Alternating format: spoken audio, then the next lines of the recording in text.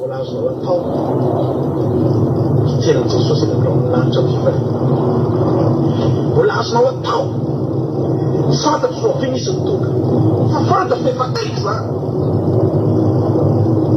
Wala azonao atao nampamon'olona ary ianao, nampamon'olona irigiriny ary ianao.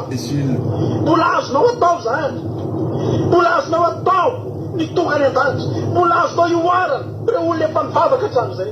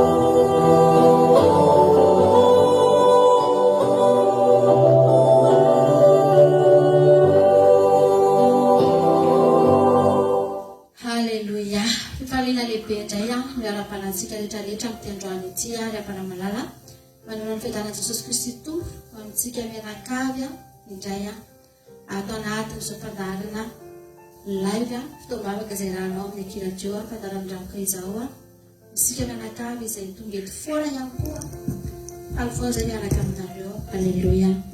Satria dia hita zao fa miara-miazakazaka tsika, tsy izay rery tsony miazakazaka fa miaraka tsika samy mitady an'Andriamanitra amin'izao andro faran'izao ary Alleluia. Fa isaky ny mandroso ny andro sy ny fotoana dia efa miha manakaiky koa ny fiavian'ny mpanjakatsika ravana manala. Miha manakaiky koa ny fiavian'i Jesosy ary izao andro izao mihitsy ny fotoana tena tokony hitodiantsika amin'ny Andriamanitra.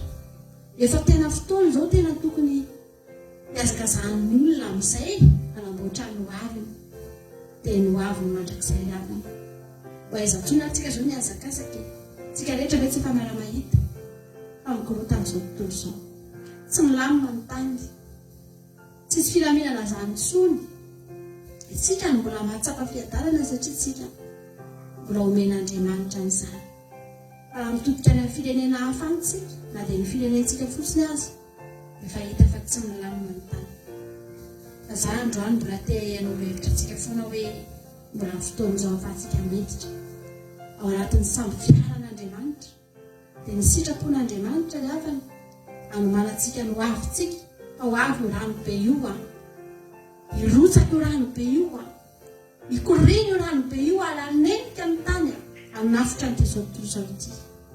Fa mbola azontsika atao araka ny fanetanantsika teo mijosy safitra ao anatin'izany raha hitady an'Andriamanitra tsika androany. Natokavanao eto androany dia tsy ho antoky ny herinandronao fotsiny satria matahotra tsika tsy ahita sakafo na matahotritsika so arary amin'ny herinandro na matahotritsika so isy fanafihan'ny devoly amin'ny herinandro dia tongotsika mivavaka androany. Fa ny tena antongavantsika eto dia matahotritsika so ho tara ny samby fiara, so ho tara ny fiavian'i Jesosy ka tsy tafiditra ao anatin'izany fanasana lehibe izany rehefa nanalala tianao Jesosy ary atonga antsika androany dia izany ny tena tamintsika eto. Ampafantarina anao mihitsy izany ny tamintsika raha tonga eto.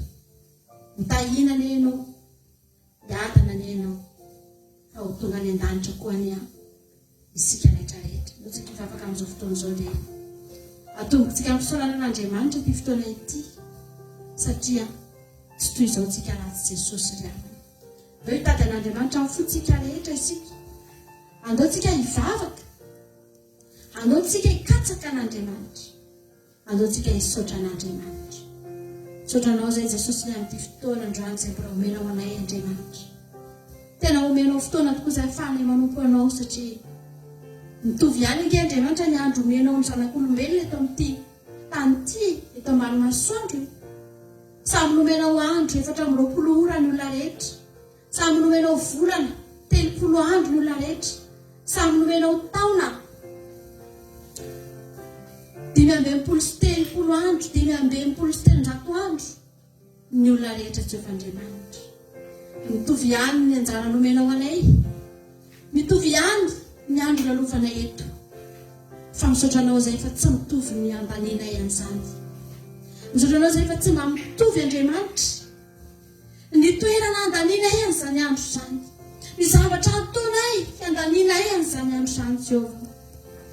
Fa misaotra anao izay fa mba anisany haleloia mandany andro eto tongotra ao izay andro any. Misaotra anao izay Andriamanitra fa nomenao anjara lehibe avy aminao ange izany Jesosy, izany hoe miaraka aminao izany ange Andriamanitra, tsapanay eto mihitsy ny tombombahitra sy ny tombony azo ny mpianatra no fidinao hiaraka aminao. Tena hitanay mihitsy Andriamanitra fananana tombony ireo mpianatra ireo voafidy niaraka taminao Jesosy, voafidy nanompo anao, voafidy miaino anao isan'andro isan'ora, voafidy nankatoanao nahafantatra anao. Dia tena hitanay eto mihitsy izany tombony nananan'ireo mpianatra ireo izany, ary tena manaiky izay fa tena lehibe. Matoy izy ireo tsy nahafoy niaraka taminao, tsy foin'izy ireo ange ianao Jesosy, satriny ange ianao hijanona teo fony, kivy anareo rehefa lasa ianao e, satria kely dia kely ny 3 taona sy tapany niarahany taminao, satria mamoloatra miaraka aminao Jesosy malalo. Misaotra anao zahay, mankasitraka anao zay Andriamanitra, fa tonga ny fotoana ankehitriny mba ahafahanay manaradia ny mpianatra ihany koa teny miaraka aminao. Tonga koa mba anjaranay Jesosy, mba anisany natsoina ihany koa izay, mba anisany nofidiana ihany koa izay Andriamanitra, ka tonga eto androany hideranao, tonga eto androany anome voninahitra anao. Tsy zavatra kely izany Jehovah, fa zavatra lehibe, tsy voavidy mbola mankarena ange Andriamanitra izany antsonao tonga eo amin'ny fiainana izany, atonga eto izay ekoky eo anatrehana. Misaotra anao Jesosy ny amin'ny fitahiana lehibe izay natobaka ao taminay tsirairay avy. Misaotra anao izay Andriamanitra fa tsy voatanisanay ireny, tsy voatanisanay Jehovah ny hatramin'ny ampahany kely indrindra Andriamanitra, fa fantatra fotsiny androany fa manana fisaorana terina ho anao izay. Hitady anao amin'ny fony rehetra izay Andriamanitra, hitady anao amin'ny fanahy rehetra sy ny herinay rehetra izay Jehovah, hikatsaka anao amin'ny fony rehetra Andriamanitra. Manatrehanay amin'izao fotoana izao amin'ny fanetretena lehibe, fa tsy mendrika izahay mitonga eto, fa amin'ny tsy fahamendrehanay no anatonanay anao, afantatray fa afaka mbola amboarinao izay tsirairay avy. Misaotra Jesosy malala. Haleluia. Amen.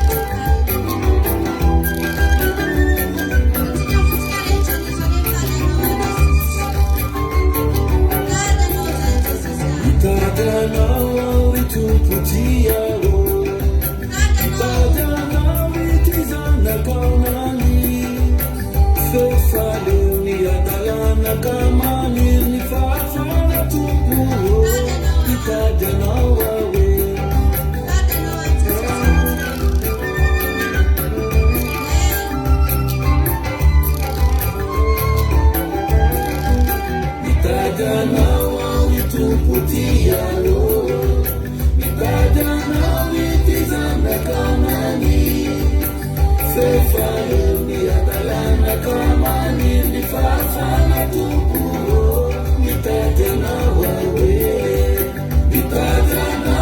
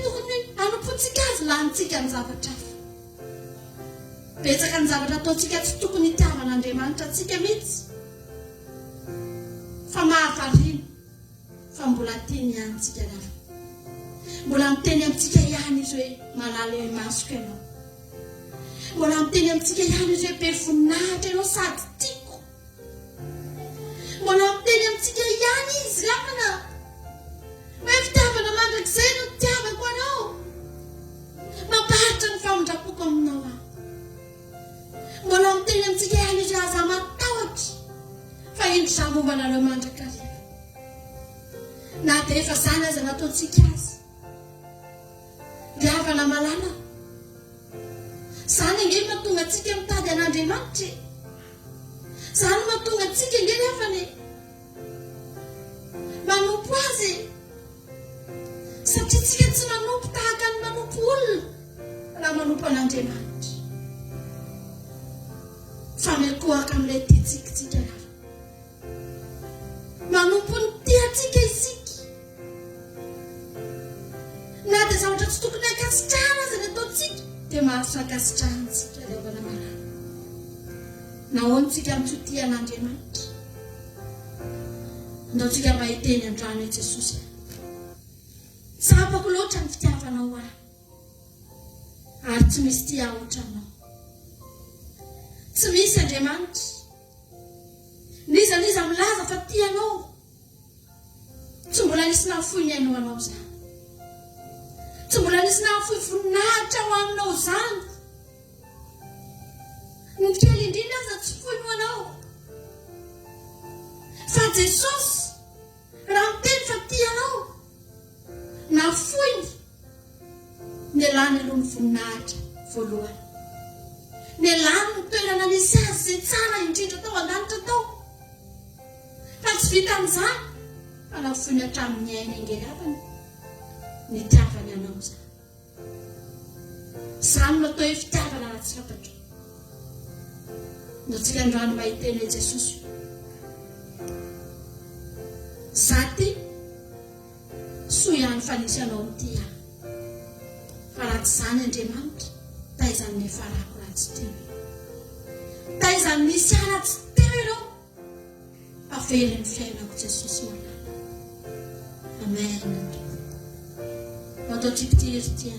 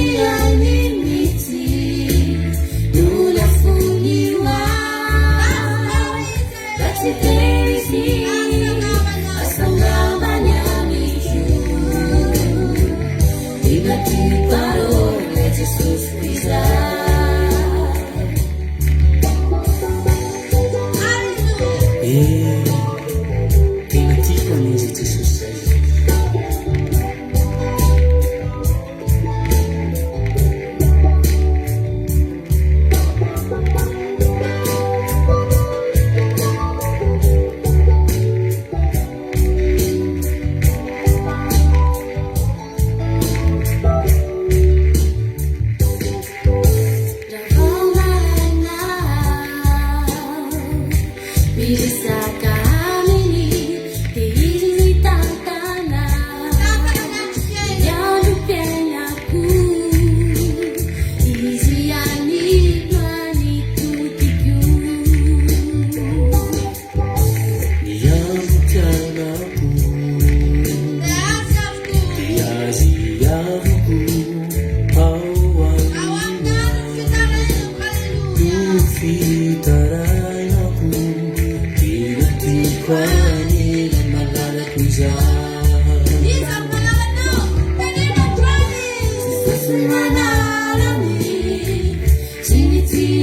amini setini animiti nunafuliwa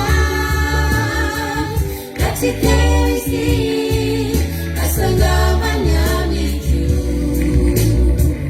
inajikwaro letisuskiza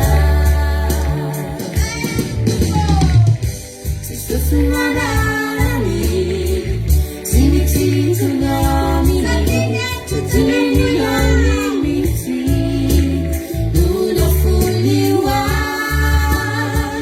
katika isi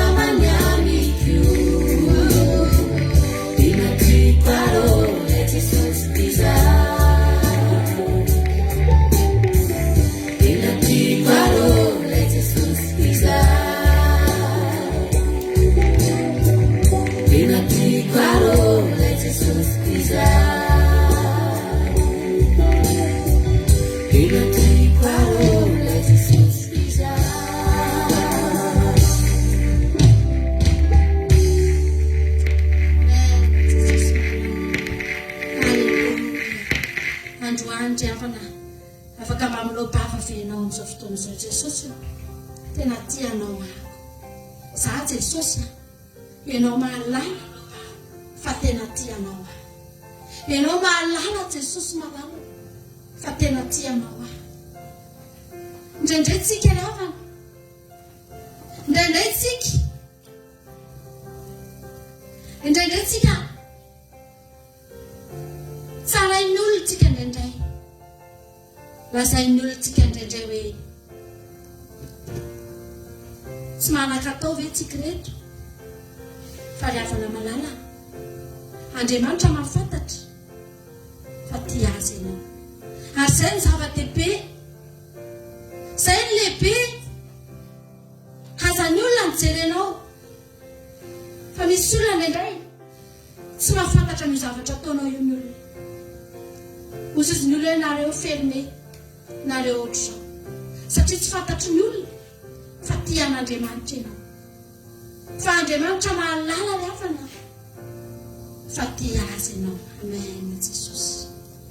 Afaka miteny venao androany, afaka teneninao anatin'ny fonao ve hoe za Andriamanitra tena tianao ako, ianao mahalala Jesosy io na ny olona akaikinao azy ny tsy mahafantatra fa Andriamanitra mahafantatra mamakina anatin'ny fonao ry havana malala. Andriamanitra tena mahalala ry havana fa tia azy ianao. Amen. Za ry havana malala rehefa any ampiasana dia ao anatin'ny vavako eo ny olona miresaka, ny olona miteniteny ratsy rehefa misy zavatra tsy mety kely sy zavatra ohatr'izany fa ny anany eo am-bavako eo dia izany foana hoe Jesosy za tianao ahy, za Jesosy anao ahy, za Jesosy fantatrao no anatin'ny foko, ny sofiko mety mandeha zavatra ratsy, ny sofiko mandeha zavatra tsy mahafinaritra fa ny foko Jesosy fantatrao. Amen. Fa za tianao Andriamanitra. Samy mitolo fitiavana an Jesosy amin'izao fotoana, samy mitolo fitiavana an Jesosy isika rehetrarehetra ny tokantrano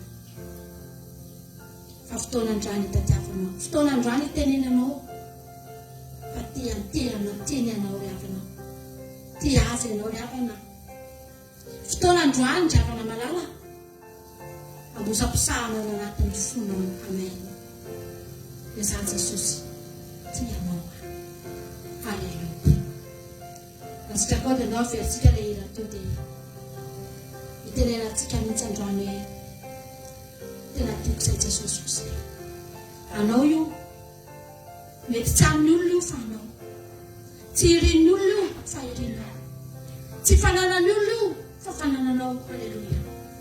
Dia toro fitiavana ry havana, ny vadinao io anao reny io dia ianao reny mitolo fitiavana an'io fa tsy olona rehetrarehetra fa Jesosy koa anao io dia teneno za Jesosy tianao. Amen. Averintsika ilay hira teo ataontsika ho fotsika rehetra androany. sotra Jesosy.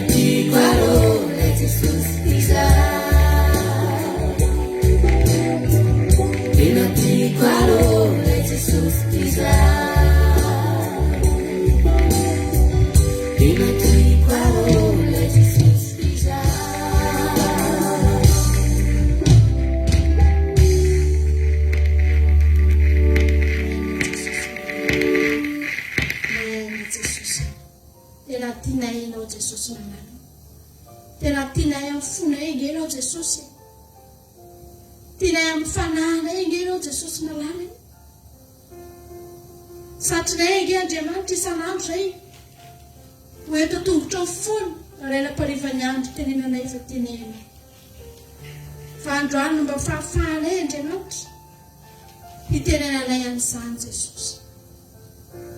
Tombo eo aniranao izay Andriamanitra. Araka ny torotenay tamin'ny alina. Fa sambatra nge zay Jesosy raha mba tonga eo akaikinao e. Eo ihany ane Jesosy ny toerana tsara e. Eo ihany tsy misy fanahina, tsy misy tebiteby. Eo ihany manananay fiadarana Tompo. Oeteo aniranao izay tsara ihany. Batao ny fanahinay Andriamanitra. Batao Andriamanitra ny fombanay. hipetraka eo akaikinao. Fa efa hitanay Andriamanitra zany hoe lavitra anao zany. Zay ny Andriamanitra raha vao lavitra anao dia akaiky ny devoly. Zay ny Andriamanitra rehefa tsy nanjelinao ny manodidina anay dia fanaratsy. Fa androany mba hatonga anay Jesosy any. Hatonga anay hanapitsaharan'Andriamanitra. Tao eo anilanao zay. Mba tao mihitsy ny fonay amin'izao fotoana izao. Azavelanao hitoetra eto amin'ity tany ity. Azavelanao hiraikitra eto Andriamanitra. Na ny ampahany kely indrindra amin'ny fitiavanay any Jesosy. Fa tsy misy afa-tsy fitaka ny eto amin'ity zao tontolo izao ity. Tsy misy afa-tsy fahampitehana sy faharavanana eto. Fa tao motianao ny fonay. Tao eo anilanao zay Andriamanitra. Andatsika ravana ao anatin'ny tiro ity. Misisika eo anilan'i Jesosy. Tadidio ny torotentsika tamin'ny alina. Fa na eo ankaviantsika na eo ankavanana. Tsy misy zava-tsarobidiny eo ohatran'izany. Raha angataka ihany ianao dia zany angatahana. Dia za Jesosy mitetra eo anilanao.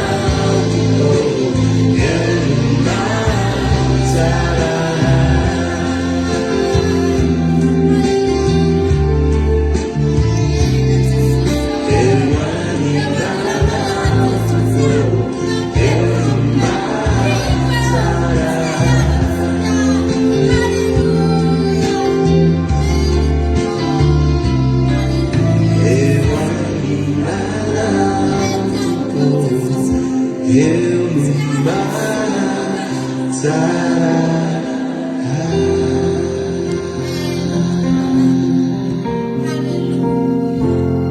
Amena Jesus io. Maniry anao ny fanahana Andriamanitra. Maniry anao ny fonay Jesosy malala. Maniry anao ny eo anatinay Andriamanitra. Eo maniry anao ny tianay Jesosy mety aminay eo. Efa hitanay iny zany Andriamanitra. Efa mbanenanay zany. Eo mety aminay Jesosy. Tsy ala ohatron'izay Andriamanitra. Tehirizo.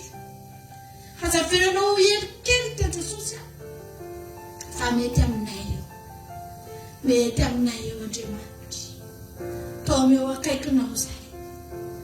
Atao eo anilanao zay Jesosy. Amen. Fa tianay zany Andriamanitra. Mivavaka zay ho an'ny olona rehetra zay tonga eto. Mety mbola tsy mahatsapa an'izany izy Jesosy. Mety mbola miaina anatina fitaitainana izy Jesosy. Mety mbola miaina ao anatina fo maratra izy Jesosy. Fa tao eo akaikinao. Tao eo anilanao amen Jesosy. Eo ny mahatsara. Teneny mihitsy riavana amin'izao fotoana izao. Raha mivavaka ianao dia teneny Jesosy. Aza mangataka zavatra amin'Andriamanitra ianao. Fa teneny Jesosy tao eo anilanao. Hoeto ny fanahiko. Hoeto ny foko Jesosy. Eo anatrehanao. Zany agatahana androany. Fa mangataka ny tsara indrindra ianao. Alleluia. Mangataka ny tsara indrindra ianao rasanao agatahanao riavana malala. Amen Jesosy. Alleluia.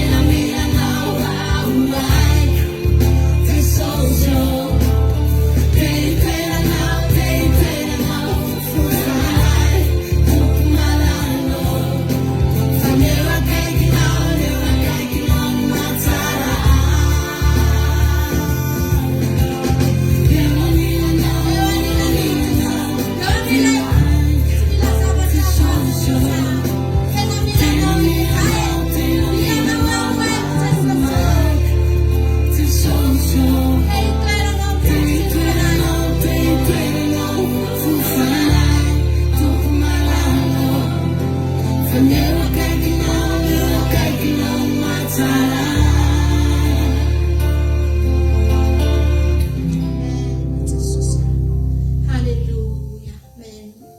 Akina hoana ny avana fiazakazahany olona mandeha makany amin'ny dokotera rehefa marary satria fantatry ny olona fa dokotera mahafantatra ny fanafodiny eo aretina. Dokotera mahafantatra an'io hain'io vao tantarainao azy fotsiny dia fantana izao mahazo anao, dia fantana hoe tiany fanafodinao. Tsy ny olona rehetra ny mahafantatra an'io fa any amin'ny dokotera ry havana malala. Tahaka an'izany angentsika amin'ny Jesosy nefany amin'ny fotoana fantatsika fa Jesosy no ilaitsika, Jesosy no nahavita ny zavatra rehetra eo amin'ny fiainantsika, Jesosy no harenantsika dia hiazakazahantsika. Mahatonga ny olona tsy mihazakazaka any amin'ny Jesosy satria aminazy Jesosy tsy harena, aminazy Jesosy ambikamin-javatra. Fa raha io no harenanao, raha izy ry havana no fanananao dia katsahanao hatramin'any. Thank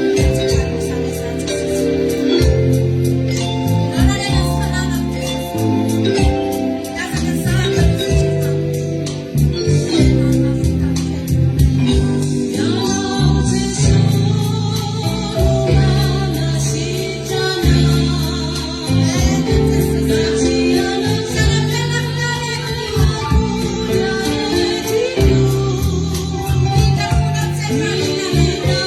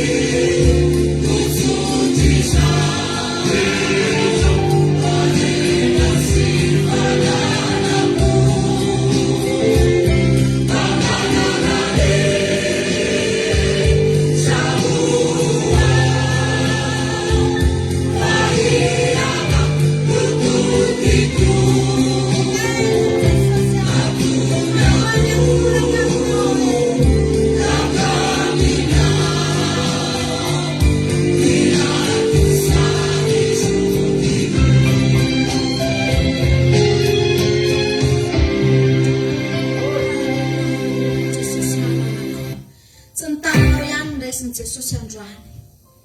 Tsy ny tananao ihany no raisiny androany dravana malala. Fa mombanao rehetra mihitsy ny raisiny. Fiainanao mihitsy ny raisiny. Haleluya. Ny aminao rehetra mihitsy ny raisiny. Tsy ampy an Jesosy raha ny tananao fotsiny ny raisiny. Fa ny mombanao rehetra mihitsy ny raisiny androany dravana malala. Atolory azy. Atolory azy.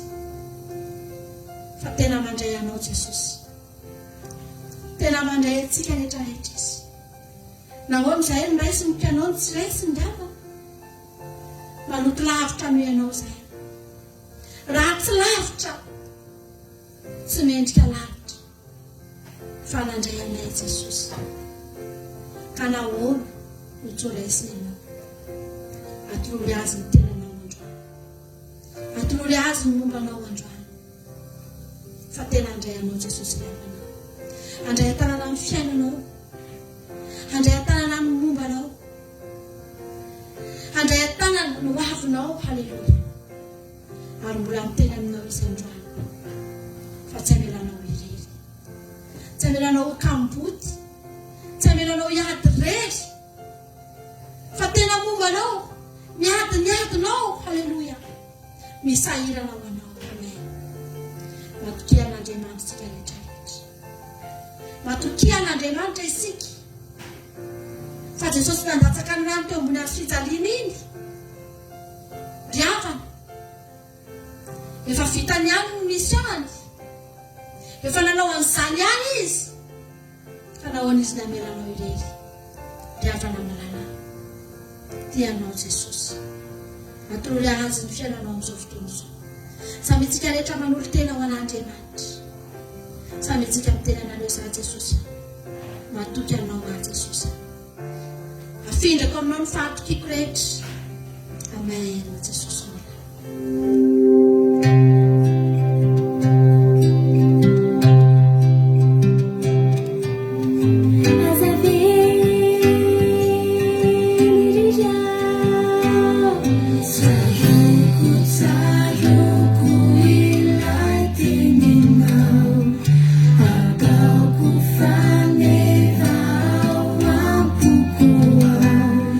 Fire, no one made a God.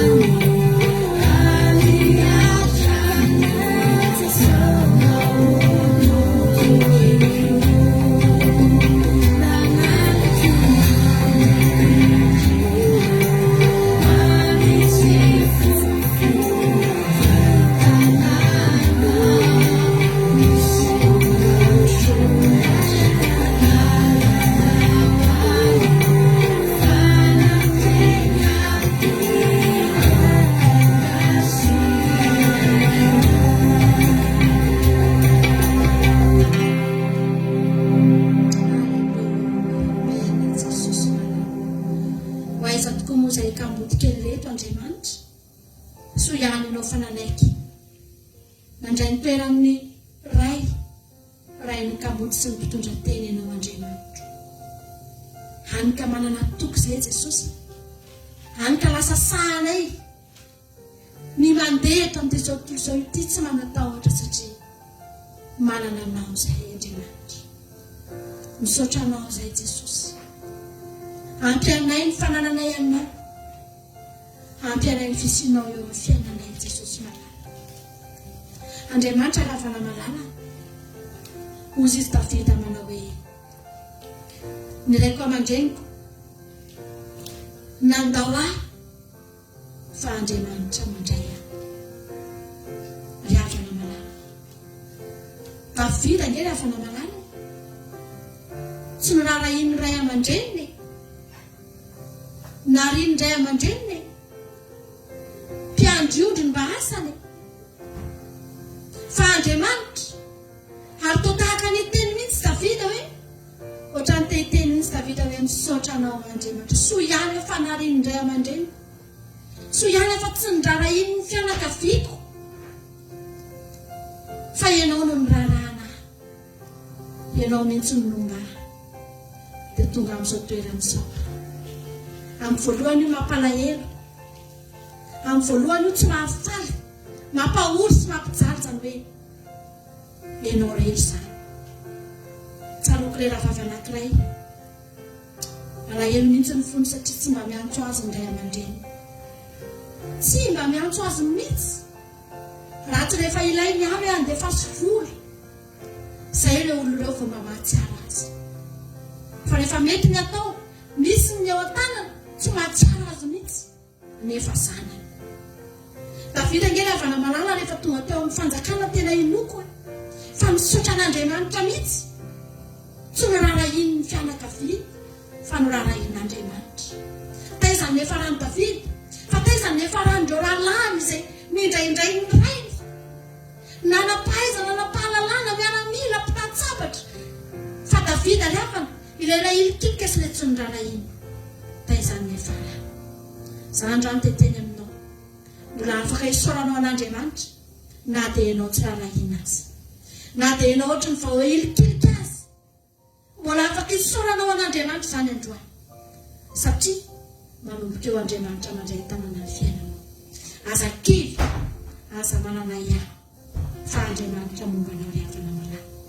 Halleluia. Tianao Jesosy, amen. Saotra Jesosy.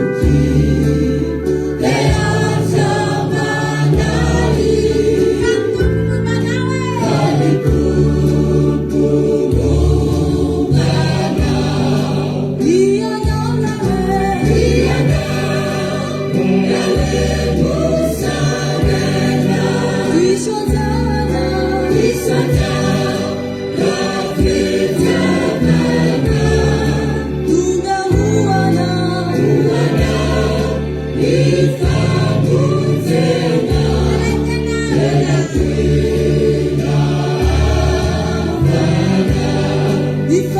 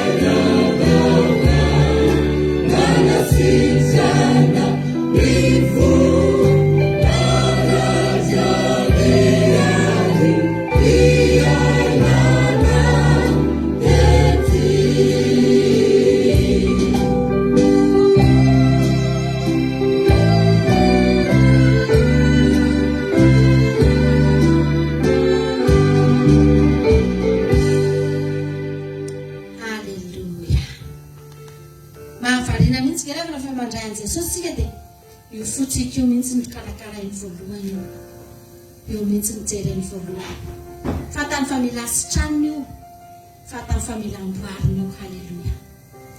Tianao Jesosy, tena tianao Andriamanitra. Tatsika hideran'Andriamanitra e, andao fa lehibe nataon'Andriamanitra taminao. Tatsika androany mba hisaintsaina zavatra tsara momba an'Andriamanitra. Ianao rehefa Andriamanitra ny saintsainao dia tsy maintsy zavatra tsara mehitanao. Fa raha zao tontolo izao ny saintsaintsika dia tsy mahita afa-tsy zavatra ratsika eo amin'ny fiainantsika dia tsy afaka hita mihitsika hoe tsara Andriamanitra. Ny havana manao efa isaina iantsika dia andaontsika isaina n'Andriamanitra. Amanarantsika ny fotoana hidirantsika amin'ny tenin'Andriamanitra. Halleluia. Dia andao ataontsika tira mahafinaritra be ity ao anatin'ny tiry ity dia maka baiboly ianao dia maka toerana tsara ianao sady hidiran'Andriamanitra tsika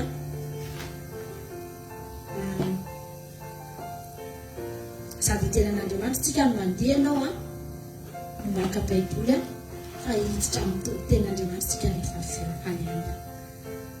Aza miala maharetatra amin'ny farany, izay ny tena zava-dehibe indrindra.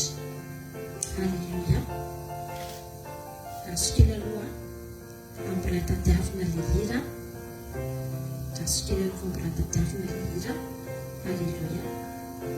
Tafitsika le hira, ataontsika mifotsika rehetra tsy maniry izay. Amen. Ianao fa laherintsika tao anatin'izay fotoan'izay androany tianao Jesosy voninahitra an'Andriamanitra. Halleluia.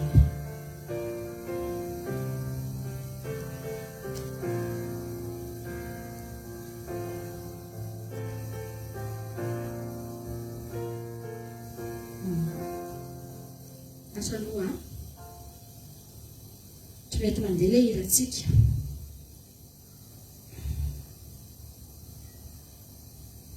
Aso aloha tsy mety mandeha ilay hirantsika. Irana ataontsika tamin'ny sabata izy ity tao anaty fiderana.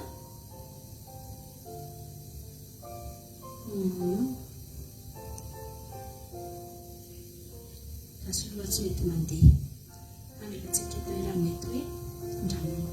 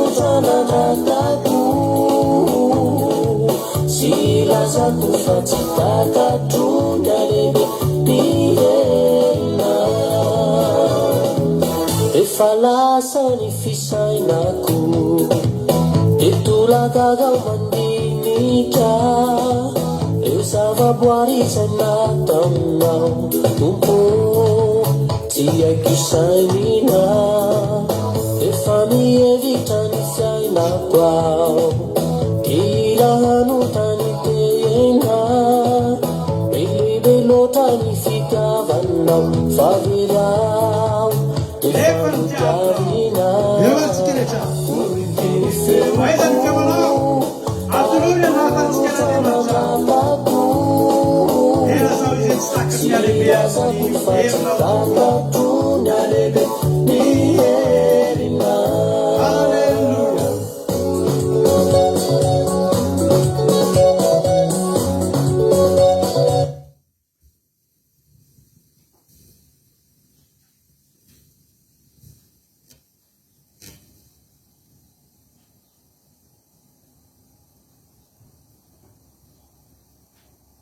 eo ary le zadorintsika fa mitatotapaka ny fandarantsika.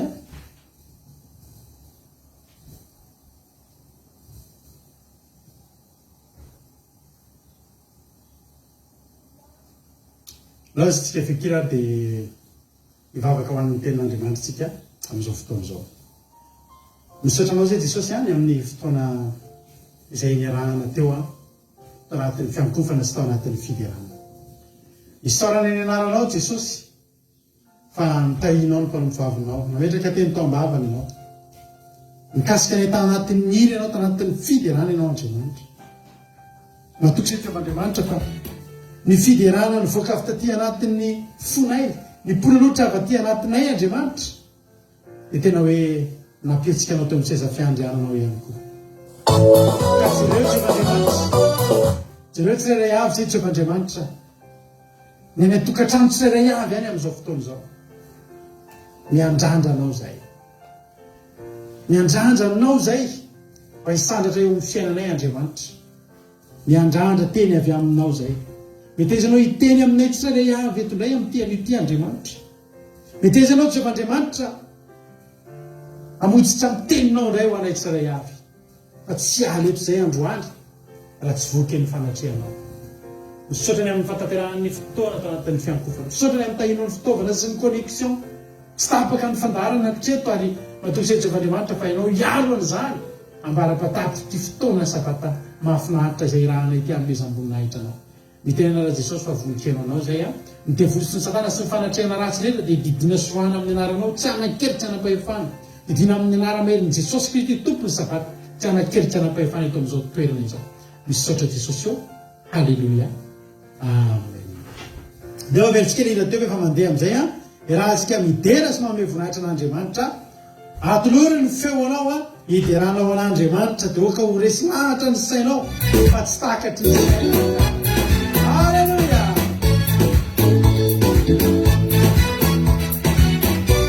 Halleluia. Tumpuora ideal Inaleku diudana Fatsiwa fadi ponta fata Fafire Muralevuna Iuisa wariandina Tufula fula na tuisa Isaure kelisi bihija Fayana Baby sini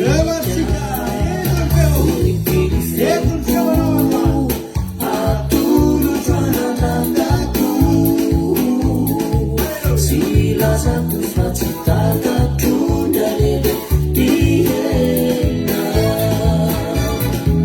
Refalasa rifisai naku Itulah kagawan dinika Resava buani senatau Tia kisanina Efami evitani fiaina kwao Kailangan tani tena Belebelo tani fikavana Favelau Efami karina Uikiri feuku Atulu tana tataku Sila saku fatipaka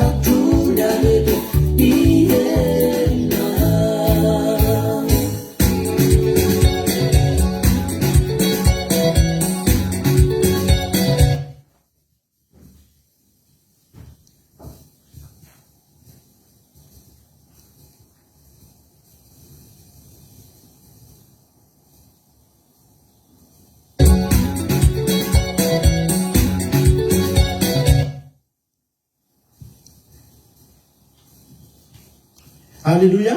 Tonga dia tsy amin'ny tenin'Andriamanitra sika mitady voakitikitika ny connexion tsy maninona zany sy mampihemotra antsika izany rehetrarehetra izany. Halleluia. Vita ny toroteny dia mbola hiditra amin'ny fiderana ihany tsika amezantsika voninahitra an'Andriamanitra fa za malahelo raha tsy navitantsika hatramin'ny farany satria fiderana mahafinaritra be izany. Tompitsika tsirairay avy Rahavavy Berthe artisanat de Madagascar. Halleluia. alao ataontsika mipetraka mihitsy loha zokiaja raha zanaso Sylvie Soameva ahitopo daholo tsika rehetrarehetra problèmena connexion moa le izy mily arandrea malala tonga soa raha zanaso Sylvie koa tsy abaka an'izany alleloia tahiny tompo Angèle Pagès ny aina mahely soa Marijo sotran'Andriamanitra tsika vita mihitsy ny fiderana vao nikorotana ny connexion antsika fa mino fa mbola mahita tsara anany efa nareo ny tokantrano any mbola helinareo tsara ihany ny fioralala tahiny tompo asan'ny apôstôly Marie Hortensine Erika Raka Marijo tonga soa daholo nareo dia mino fa efa pahiretondrentsika amin'ity androany ity tahiny tompo mihaja Jesosy mpandresy Santarena Marie Charline tonga soa iamodila halleloia daholo tsika hitra amin'ny tenin'Andriamanitra avy hatrany ndosika maky tenin'Andriamanitra amin'ny Isaia 5:30 andininy 70 tahiny tompo itodiraony sosy lavilitina Isaia 35:10 ovakitsika androany aminaran Jesosy manao hoe tahiny tompo hajatsika patitria hoy ny tenin'Andriamanitra hoe engy ny navotan Jehovah iverina ka akamizioina amin'ny fiobiana ary fifaliana mandrakizay no hoe ny andohany azo fifaliana sy faravoravona izy ka dia andositra ny alahelo sy ny fisentona halleloia amen raha tsika resaka momba an'izany io miverina raha tsika iresaka momba an'izany io miverina ao zay tenin'Andriamanitra ny navotan Jehovah iverina ka akanyziona amin'ny fiobiana ary ny fifaliana mandrakizay hoe ny andohany azo fifaliana sy faravoravona izy ka dia andositra ny alahelo sy ny fisentona halleloia misy tantara teo alohan'io talohan'io le hoe niverina tamin'ny fiobiana io misy tantara teo alohan'io mpanjaka faharoa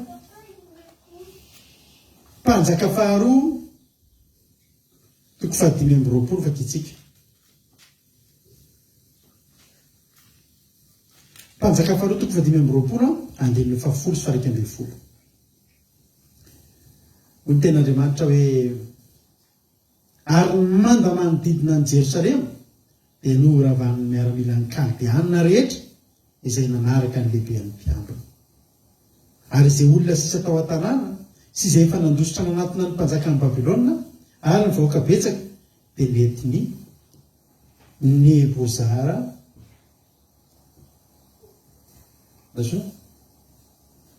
Nebozaradan lehibean'ny mpiambina ho babo avokoa nefa ny olona nalahelo avokoa nefa ny olona nalahelo dia nisy naverany any ho mpamboatra ny tany mboloboka sy mpiasa tany le tombany tantara io dia babo Jerosalema rava Jerosalema dia ny olona matanjaka sy ny miaramila sy ny olona mahitahita rehetra tao an-tanàna babo dia letany Kaldeanina manaraka azy ny olona navelany teo sisa olona mampalahelo be reny olona mpiango tanàny reny sisa olona tsy ady fa andeha amboly mampalahelo be mihitsy ny tantara teo ianao zany mandeha hatramin'izay tanàna io tanànanao Jerosalema tanàna mahafinaritra hitanao daholo na voaloboka na bongam-bendanitra na aviavy amin'ny ara-nofo ianao tahin'ny tompo ao ny tepoly amin'ny ara-panahy mafinaritra zany hoe misy toerana zany misy an'reto zanak'Israely reto toerana tena nafinaritra talohany natongavan'ny Kaldeanina rehefa tonga ny Kaldeanina midorana ny tanàna noravana ny manda noravana ny tepoly norobaina ny tepoly sy ny lapa isan-karazany dia ny olona sisa tao an-tanàna zay efa nandositra izy zay afa nandositra ny mpanjaka ny Babilôna zany dia tratra ny Nebozaradan indray tsisy ny raisy na ny fiainan'ny olona tamin'izany nampalahelo ny olona babo amin'izany nefa ny olona malahelo dia nisy naverany any mipamboatra ny tany mboloboka sy mpiasa tany nalahelo daholo na nilasa babo na nitavela fa nilasa babo moa dia efa lasa kobabo zay nijanona teo dia nomena angady sisa nambole tsy afaky ny anonona ny iny afa ny amboly sisa zany hoe sakafo hanina sisany mbola tsy nahafatany zanak'Israely tamin'izany. Mbola afaka namboly, mbola afaka nihinana. Fa na niara-panahy, tsisy tepolo tsony ivavahana teo a.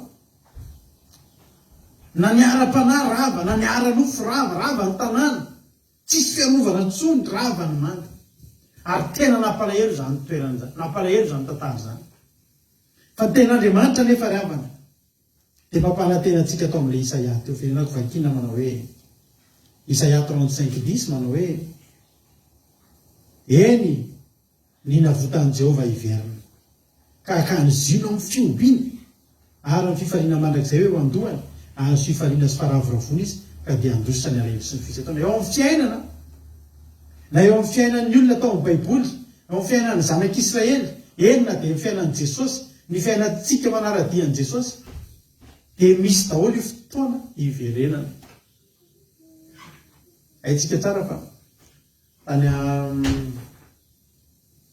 amin'ny Genesis tany maky ten'Andriamanitra tsika izay tantaran'olona vitsivitsy maromaro tsika efa mpaherezantsika androany.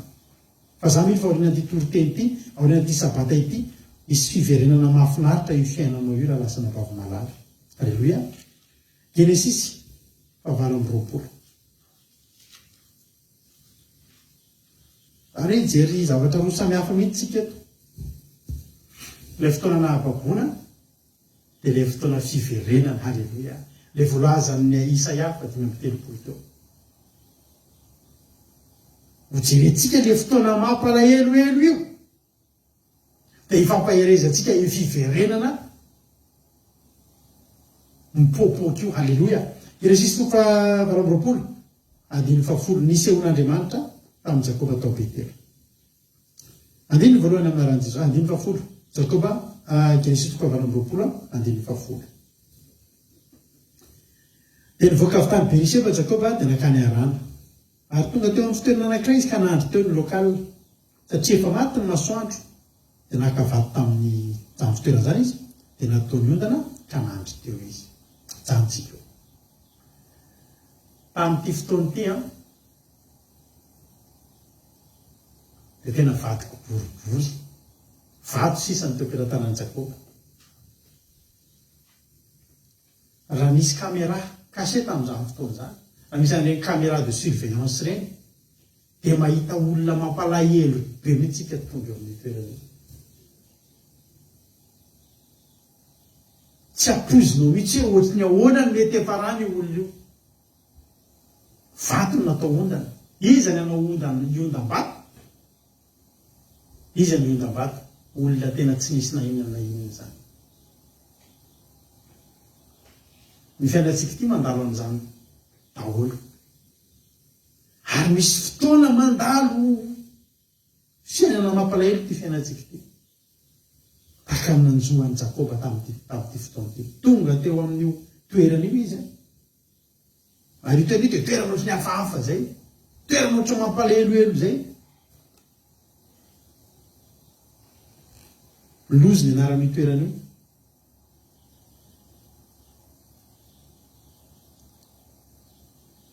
Tsy kitay tsy varomaina ary leraka. Azo antoka fa nona ihany koa.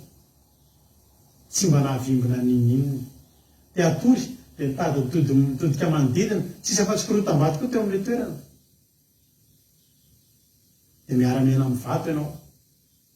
Rehefa vato ny manodidina anao ao ihany ianao mampionona ny tenanao dia raiso ny vato dia ondany.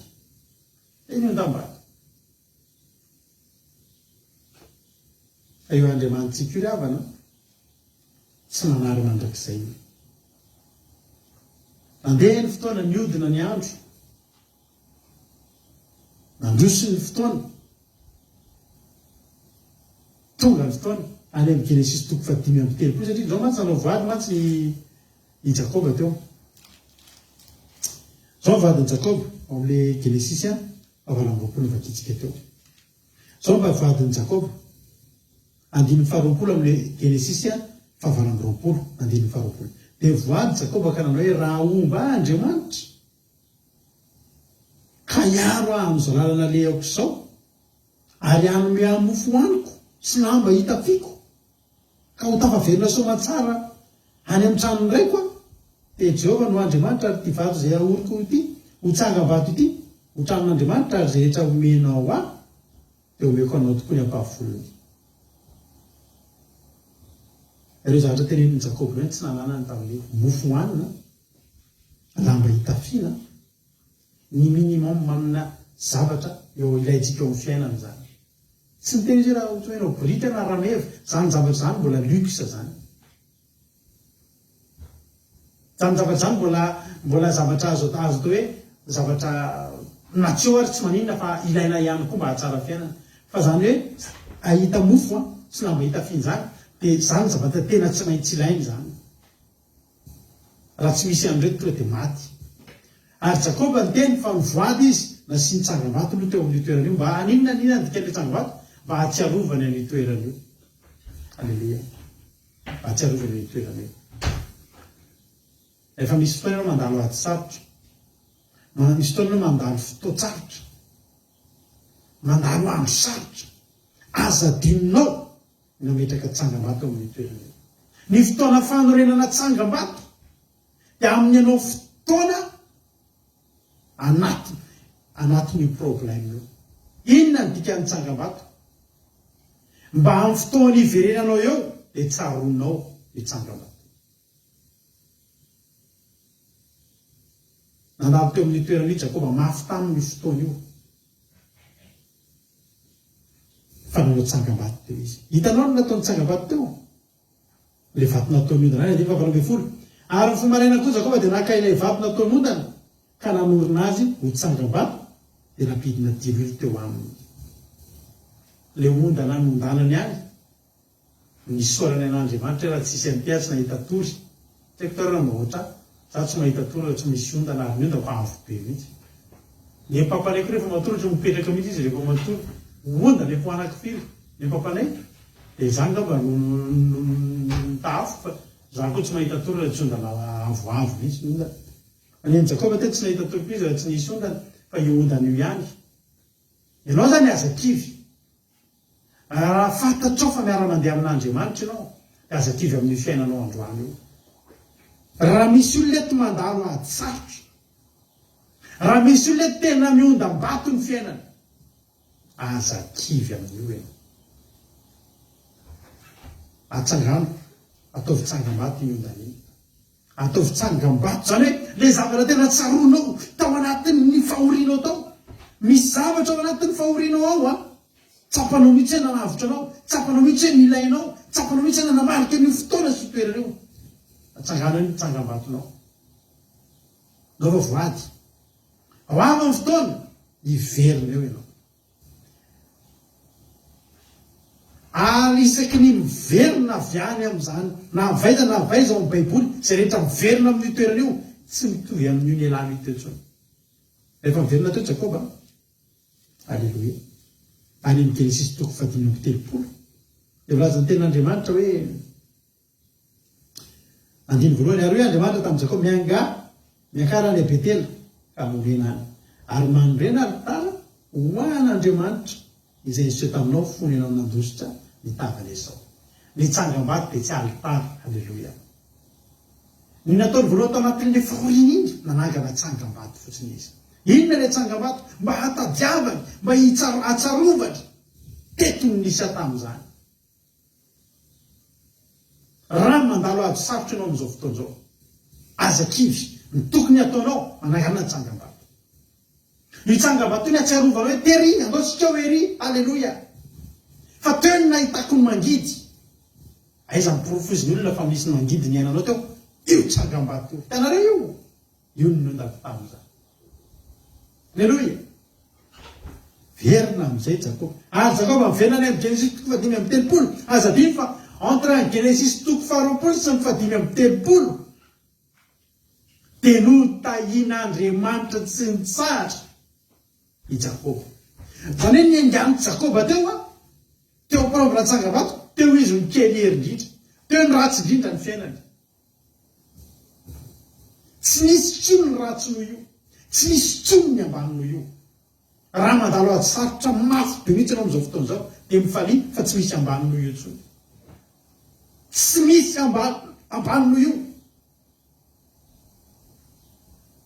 zao zany hoe dia mieritreritra ny zavatra ambonimbony kokoa noho io. Halleloia. Io toe-java misy eo fiainanao io.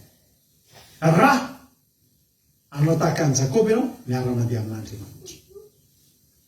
Tenen'Andriamanitra izy andala ozy izy miverina makany Betely ianao ka nosorana io ohatra novahin'ny Jakoba le lozy ny anarany tanàna dia novahin'ny Jakoba hoe Betely tranon'Andriamanitra satria teo izy ilay nanofy nahita Jeremiaka midina. Ilay fahitana sady ny amin'ny fitahian'Andriamanitra eo amin'ny fiainany. Verina izy ndana amin'izay ozy Jehovah tsy tsangam-bato tsony fa io tsangam-bato io apekary io. Halleloia. Atao fitonga alitary. Verina teo Jakoba. Efa Jakoba tena tahin'ny tompo be mihitsy havana. Efa Jakoba tena mpanjato be miaraka amin'ny arena, miaraka amin'ny voninahitra, miaraka amin'ny ankohonana. Halleloia. Zany hoe niainga teo zany izy nampalahelo be. Ataon'izany misy fankatsary dia avant dia après. Tele avant dia ohatra tsika taloha. Dia zao hoe sarintsika taloha. Mampalahelo teo ny sarintsika taloha, misy sary tena mampalahelo mihitsy. Le appareil photo koa taloha mampalahelo raha teo. Dia misy tsika mijery le sarintsika zay hoe tsika vety. Tsika maka sary amin'ny iPhone 14 Pro Max tena tsisy tsara ohatra tsika. Tsika maka sary amin'le mitselatra reny. Misy fotoana fotsy tsy gamina le sary. Misy fotoana anatin'le mipika masy dia tsy nareo anao zany taloha maka sary. Anala surprise taloha maka sary amin'ny mpaka sary. Dia rehefa vonona izy rehefa maka sary taloha ho anareo aty arina raha kisy tsy niaina an'izany. Ao amin'ny tsara lalàna maka sary zay miteraka ny akadivaty dia any tsara lalàna ihany vao vita mpaka sary. Dia maka sary ianao amin'ny sabotsy. Dia alaina amin'ny heriny. Tonga ianao amin'ny heriny aka an'ilay sary mikipy ny masonao ke hita amin'ilay izy. Ny tsasan'ilay fasy dia mikipy. Dia izy indray mpaka sary. Mila verina alaina. Alaina sary indray ianao dia amin'ny tapabolana indray. Tsy ohatran'ny antsika izao zany efa seho kosa fa tsy nety le ay tsy tiako kely le ay ohatra tsy tiako le sary teo fa fao. Fa io zany tena misy ny sarinao avant dia misy ny après. Ny sarintsika taloha mampalahelo mahitsy kely mirirandrirana zay daholo tsika.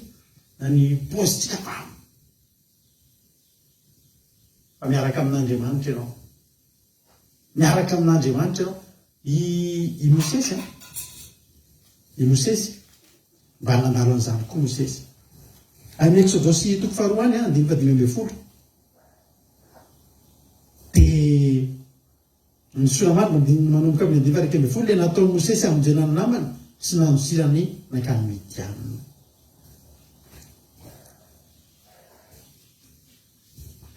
Photorama Ludo. Misy koa Ludo zay. Halleluia. Parely hoe fiainana taloha ianao tena maka sary ianao tena ohatran'ireny hoe andeha ho any an-dafy ianao maka sary. Sary tapaka sisika hatramin'le sisika ny kanjo pasoana ny kanjo dia misy fivangona volo mihitsy ao fankatsary taloha. Vangona tsara mihitsy ao volo. Tsy mety tsara fa mipety ampidino sa tsikitsiky kely. Misy fotoana ratsy io sary io. Tena nandroso ny fiainana. Exodosy toko faharoa. Zao zany zavatra nitranga. Nisy Hebreo niady. Nisy Egyptiana namono Hebreo. Dia vonono Mosesy le izy. Nisy nahita le izy. Nefa mba nafeniny ihany le fatin'ny Egyptiana. Dia 5:12 ary rehefa reny Farao ny zavatra nataony Mosesy zany. Dia nitady hamono amin'ny Mosesy izy. Dia inona zavatra tranga? Fa Mosesy nandositra ny tava amin'ny Farao ka nonona tany amin'ny tany Midianina ary mipetraka teo anilan'ny lavaka fatsakana izy. Io zany le ohatran'le tantara nijerentsika tany amin'ny Genesis teo, tany amin'ny izy tany amin'le mpanjaka faharoa teo. Ny fialan'ny Mosesy teo amin'ny toeran'io amin'ny fomba nampalahelo. Mety tena le tsembotsembodrasy dia le tena le olona mampalahelo mitsoka mitady. Le mitady dia lavitra ny ainy tena le mampalahelo. Fa zao iresaka fiverenany tsika eto. Ozy Andriamanitra any amin'ny Exodosy toko 4 rehefa niresaka tamin'Andriamanitra tamin'ny Mosesy izy. Exodus 4:5. I Mosesy nandeha nitsoka izy zany navitra ny sady mahatahotra tena nisy tahotra mihitsy satria Pharaon saika hamono azy fa tsy hoe olon-tsotra. Ne filoham-pirenena zany saika mitady hamono anao. Dia mitsoka aty andafo mihitsy ianao mpanao politika dia mitsoka aty andafo mihitsy matahotra gadren'ny fitondrana. Dia ohatra izany mihitsy Mosesy dia le paozy mitsoka amin'io le mampalahelo be reny. Soa fa tsisy fankatsary. Fa iresaka fiverenana tsika androany. Halleluia. Zao ry havana marana, ny toerana nahalavonao, ny toerana naharesy anao, ny toerana nahareraka anao, halleluia, asen'Andriamanitra iverenanao, fa ianao tsy reraka intsony miverineo. Miverineo ianao. Hoy izy ny ten'Andriamanitra amin'ny Exodus 4:7 ary hoy Jehovah tamin'ny Mosesy tamin'ny Midianina mandehana miverina any Egypta. Nangovotry Mosesy hiverina any Egypta. Misy fotoantsika tsy sahy hiverina amin'ny toerana ny angatsika. Ny toerana ny alantsika io toerana nahampatahotra nge. Matoantsika mitsoka teo, matoa Mosesy mitsoka teo, dia tena toerana nahampatahotra io.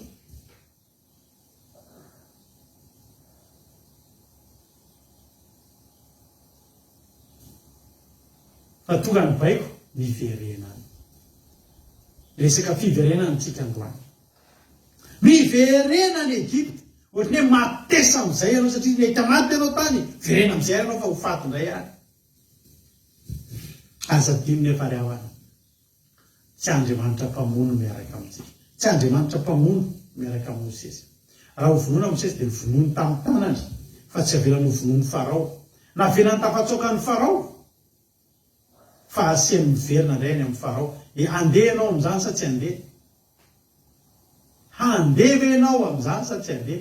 Hoe andahany ianao miverina any Egypta. Ndany ianao miverina any Egypta. Ka tany any nge zany niala ozy Mosesy. Saika maty tany haiko ny haiko nanaraka. Sa ve dia hivernany? Mandehana ho Jehovahandriamanitra. Exodus 4:5. Mandehana miverina any Egypta. Fa maty ny olona rehetra izay nitady ny ainao. Halleluia. Raha merina anao any Jehovah, misy fepetra efa niraisiny. Halleluia. Andriamanitra tsy amerina antsika amina toerana iray hamono antsika izany. Halleluia. Raha hiverina any izany Mosesy, voalohany indrindra, tsy miverina amin'ny endriny nahitana azy farany teo. Ny endrika nahitana Mosesy farany teo dia olona matahotra, olona resy, olona tena hoe marefo, mandeha mitsoka, nandositra ny ady, nandositra ny Farao. Raha hiverinao Mosesy, tsy ohatrany eto intsony hiverenana. Fantatsika fa miverina teo Mosesy, miverina teo Egypta, niaraka tamina fahagagana. Nanaraka amin'ny Mosesy avy ao aoriana ny fahagagana. Ny elolalana azy teo aloha, ny famantarana rehetrarehetra. Tsy Mosesy nandeha nitsoka intsony io, fa Mosesy miverina aneo ny heriny. Ary mba ahafahana Mosesy miverina eo, tsy afaky ny aneo hery eo mihitsy Mosesy. Tsy afaky niseho tavy eo mihitsy Mosesy. Raha tsy efa mivonon'Andriamanitra noho ny olona mikatsaka ny rehetrarehetra. Amin'ny fiverenana miaraka amin'Andriamanitra. Ianao miverina eo sady lalana misokatra. No ianao miverina eo amikersy ny voninahitra.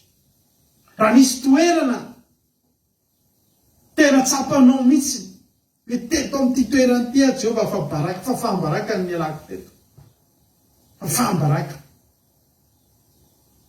Tsy maintsy raha miaraka amin'Andriamanitra ianao, eo mihitsy ny iverenanao eo amin'ny toerana. Eo amin'ny toeran'io mihitsy no anapotran'Andriamanitra amin'ny olona rehetra fa tsy afabaraka izany ianao. Tsy potika izany ianao, tsy ravo izany ianao. Halleluia. Davida zao nijerentsika. Any amin'ny Samuela 2. Misy tantara ohatra izany koa nahazo an'i Davida. Rehefa any amin'ny Samuela 1:5 any, rehefa nanjaka Davida, dia niodina tamin'ny zanany. Rehefa niodina tamin'ny zanany, dia nanaraka ny zanany atao Absalom ataony miaramila. Dia nisy fanapa-kevitra ny tenenan'i Davida rehefa tonga tany amin'ny Davida any amin'ny Samuela 1:5 dia ny 7. Dia hoy ny olona hoe lasa nanaraka ny Absaloma amin'ny fony lehilahy rehetra amin'ny Israely. Dia hoy Davida tamin'ny mpanompo rehetra izay teo amin'ny tao Jerosalema, mitsangana andeha isika andositra fa tsy hisy apahantsika amin'ny Absaloma. Daontsika andositra. Tena andositra i Davida. Dia jerena nge ny zavatra niainan'i Davida any amin'ny andininy fahatelopolo amin'ilay Samuela faharoa toko dimy ambin'ny folo teo. Samuela faharoa toko dimy ambin'ny folo andininy fahatelopolo. Ary Davida niakatra teny an-tendrombohitra Oliva ka nitomany teny am-piakarana ary ny saron-doha sady nandeha tsy nikiraro ary voaka izay rehetra izay nanaraka azy samy ny saron-doha sy niakatra ary nitomany teny am-piakarana avokoa. Ampalahelo zany mpanjaka ngezabe, mpanjaka tena mahery be tamin'izany andro zany, tsy nalala ny heriny zany. Mitomany, lehilahy lehibe mitomany. Ahiao zany hoe lehilahy lehibe mitomany ary mitomany n'inona? Mitomany nalahelo sy tahotra fa tsy hoe vokatry ny fanatrehan'Andriamanitra. Nitomany teny am-piakarana, ny saron-doha. Lehilahy misaron-doha zany afa-boninahitra.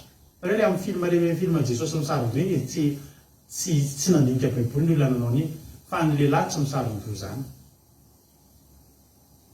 Afa-boninahitra lehilahy misaron-doha. Rehefa tsy mataka ny vehivavy indray dia tsy misaron-doha ilay izy ny afa-boninahitra rehefa mivavaka. Ary mahatonga anareo ranavavy ao misaron-doha daholo. Alleloia. Sady nanino? Sady tsy mikiraro. Mpanjaka tsy mikiraro, afa-boninahitra zany. Afa-boninahitra zany. Dia mibaby tanana miakatra. Hitanina reny tiny efa rany, iny hitany vahoaka reny niakatra ny amin'ny tendrombohitra Oliva. Tsisy tsy nahita. Tena misy fotoana hitan'ny olona ny fietrena. Ianao mihetsy, nefa ny miaka-piakarana, mba ninona mba ho hitan'ny olona eny zao ny efa rany ny mpanjaka rehetra. Ary be dia be ny olona nanao tsinitsinina ny Davida teo, nanao teny marary sy nanao naivaiva azy. Anisa zany lehilahy atao hoe Simei io. Vakitsika ny tantara fa tsy hiditra amin'izay moa tsisy tsy nahita. Raha amin'izao andro Facebook zao, ny ireo page rehetra na ara-politika na inona ireo misy an'izay sarin'ny Davida miakatra. So fa tsisy Facebook tamin'izany. Raha nisy Facebook zany ny tombo. Avy tsy fantatro avy arivo eny tsy manam-patapelana ny fahafaham-baraka ny Davida mipotra teo. Samy manana ny ilazany azy koa mpanao gazety. Ary lasa mpanao gazety daholo koa na tsy mpanao gazety ary. Ary mitoratoraka ao anatin'ny teny marary, anaty commentaire rehetrarehetra. Fa zao ry havana, mahavariana, miaraka amin'Andriamanitra misy fotoana ianao mandalo an'io foana. Niala teo a Jerosalema i Davida amina fietrena ngezabe. Androany antsika hiresaka fiverenana. Androany antsika hiresaka fiverenana. Any amin'ny Samuela faharoa, toko 7:10 any.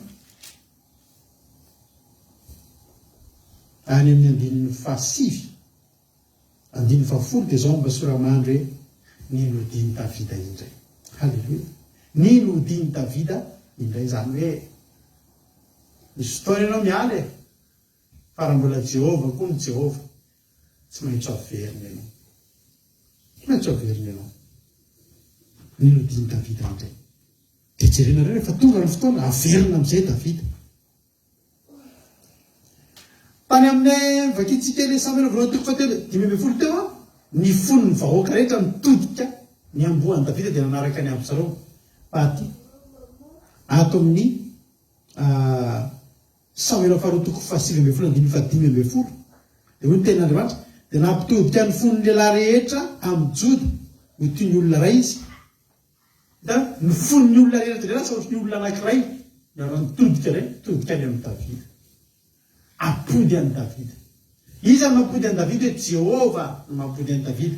Fa reto ireny nampitodiana mba hampody an'i Davida. Dia jerenareo nikorotana ny tanàna tamin'izany. Ny somaritaka ny olona 120 ary Simei zanaky Gera, Benjamita avy amin'ny Baorina dia dodidody midina niaraka tamin'ny lehilahy amin'ny Joda hitsena ny Davida mpanjaka. aza matahotra ianao. Ny fianahany Davida teo dia mampalahelo. Ny fianahany Davida teo tena mahaotsy, mampiteanao fanampiana, mampiteanao lidsi, mampiteanao SOS. Mba omeo zay zaka fa tena mafy mahazo azy.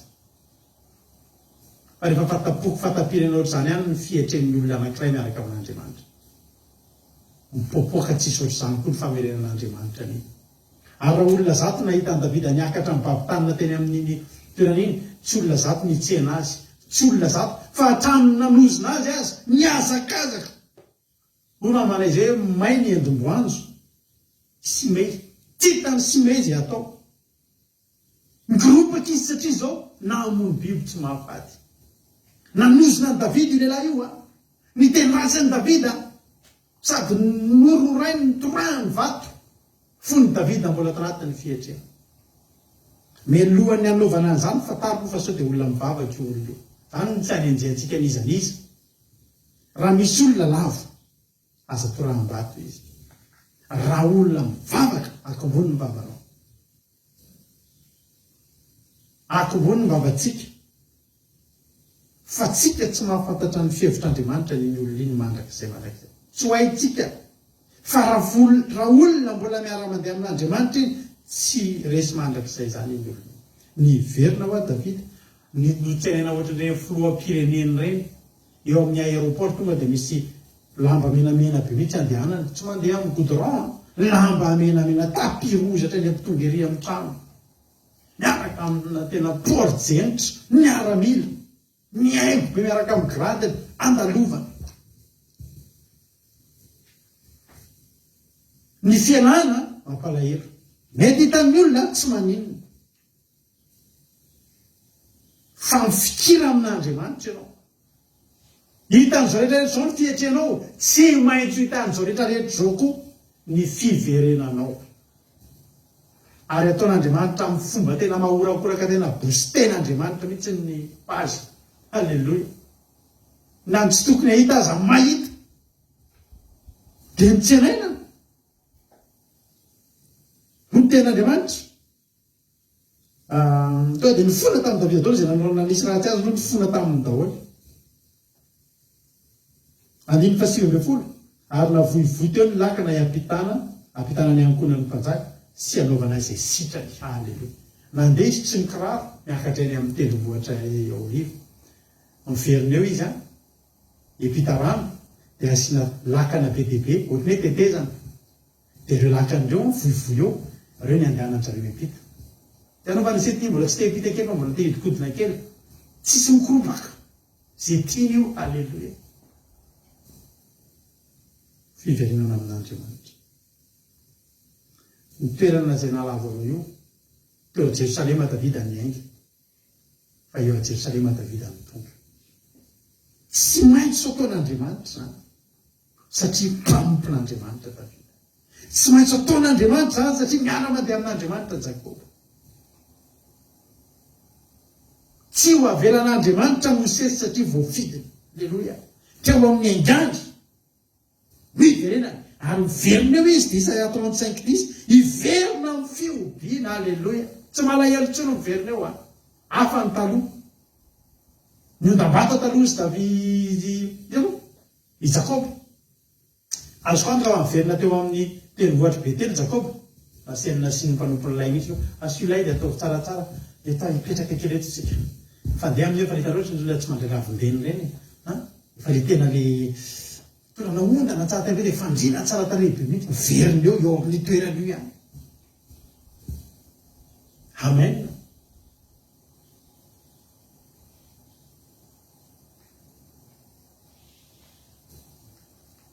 Jesosy, alleluia.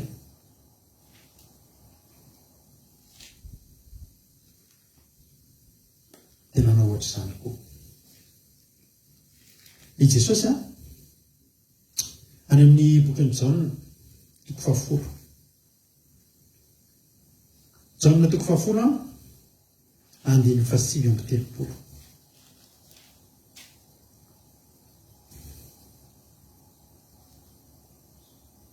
Jaona 10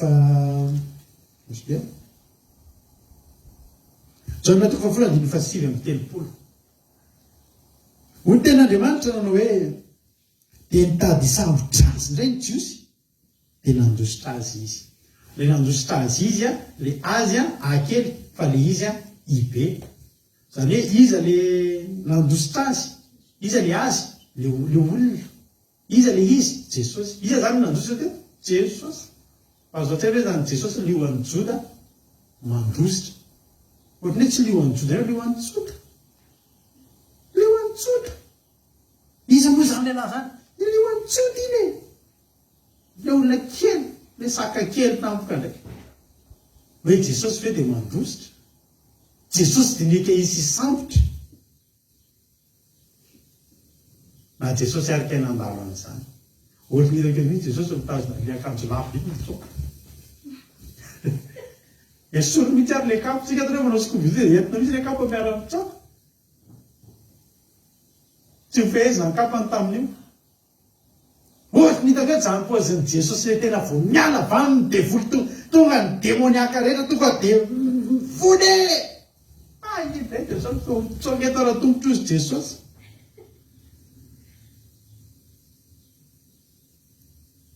Ary mitady sambotra, nisy naiky sambotra ke Jesosy. Jesosy ke nisy naiky amin'ny sambotra. Tsy Jesosy fa tsy Jesosy. Ohatrany hoe Jesosy malemy le mikely zany tonga ko. Atramin'izay tena aza matahotra. Aza matahotra sady laza izy nandeha nitsoka. Iny sambotra iny aiza izy tao? Fomba reto, aiza? Jesosy naika ho samborina. Teo amin'ny toerany tsy nahita ohatry hoe ve ohatr'iny izy rehefa mitsoka. Dia izy teo ihany Jesosy no mitsoka teo amin'ny fiainana. Aga hoe ohatry zao ke Jesosy rehefa mitsoka. Tsy rehefa mpianatrareo. Aza dia mifaladala reo sibetera tsy mpampianatra eny mifankalala teo zay fa gamo dia misy. Nga tsy rehefa mpianatrareo mahery be. Zay le mahery izy fa manana fahalenenkonge izy fa aza atao azy. Titre ny publication miro izy Facebook ny fitsoahan'ilay mahery ohatra. Fa tena tantara zany. Osy ny ten'Andriamanitra. Fa nitady sambotra azy izy. Ny Jiosy zany. Fa nandositra azy izy. Ary Jesosy koa hoe azakazaka tsisy nahazo. Alleluia. Mandeha ambonirano ary vitany tsisy nahatratra. Iny anjeo hoe azafady ozy Jesosy fa zanak'Andriamanitra le resina Usain Bolt ary resina Jesosy. Tehatra hoe firy seconde rehefa Jesosy 100 mètres tamin'izany. Le mahay mitsoridrika be tsy azo sambolina. Mampalahelo. Fa fambaraka ihany ke zany amin'ny lavatsy hoe iny zany Jesosy tena le Jesosy tena tonga dia tonga Jesosy tonga dia tamin'ny ranomasina mangina tafidrivotra mangina aiza tahoana tonga indray fotoana meka sambolina vonjeo Jesosy mana Maria fato Josefa izy ianao motte mama. Lasa Jesosy nandeha. Fa rehefa Andriamanitra ny amerina ny fiverenana raha miverina Mosesy, raha miverina teo a Betela Jakoba, raha miverina teo a Jerosalema Davida. Jesosy hoe dia ho adin'Andriamanitra raha manany amerina azy. Tsia. Fa entin'Andriamanitra namporofoana sy ampaherezana anao androany. Misy fotoana eo ambany ny fiainanao androany. Mampalahelo ny fiainanao androany. Fatako zanak'izy ianao. Ny mitovizandreo olona rehetrarehetra io zanak'Andriamanitra daholo reo. Atidin'Andriamanitra daholo reo. Raha eo amin'ny toerana io ny afa-barakanao. Tsy maintsy averin'Andriamanitra eo ianao. Ary ny masondreo ahita daholo. Hatramin'izay tsy nahita ahita. Alleluia.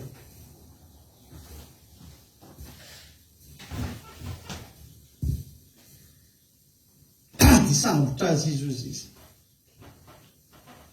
Dia lasa Jesosy nakaiza?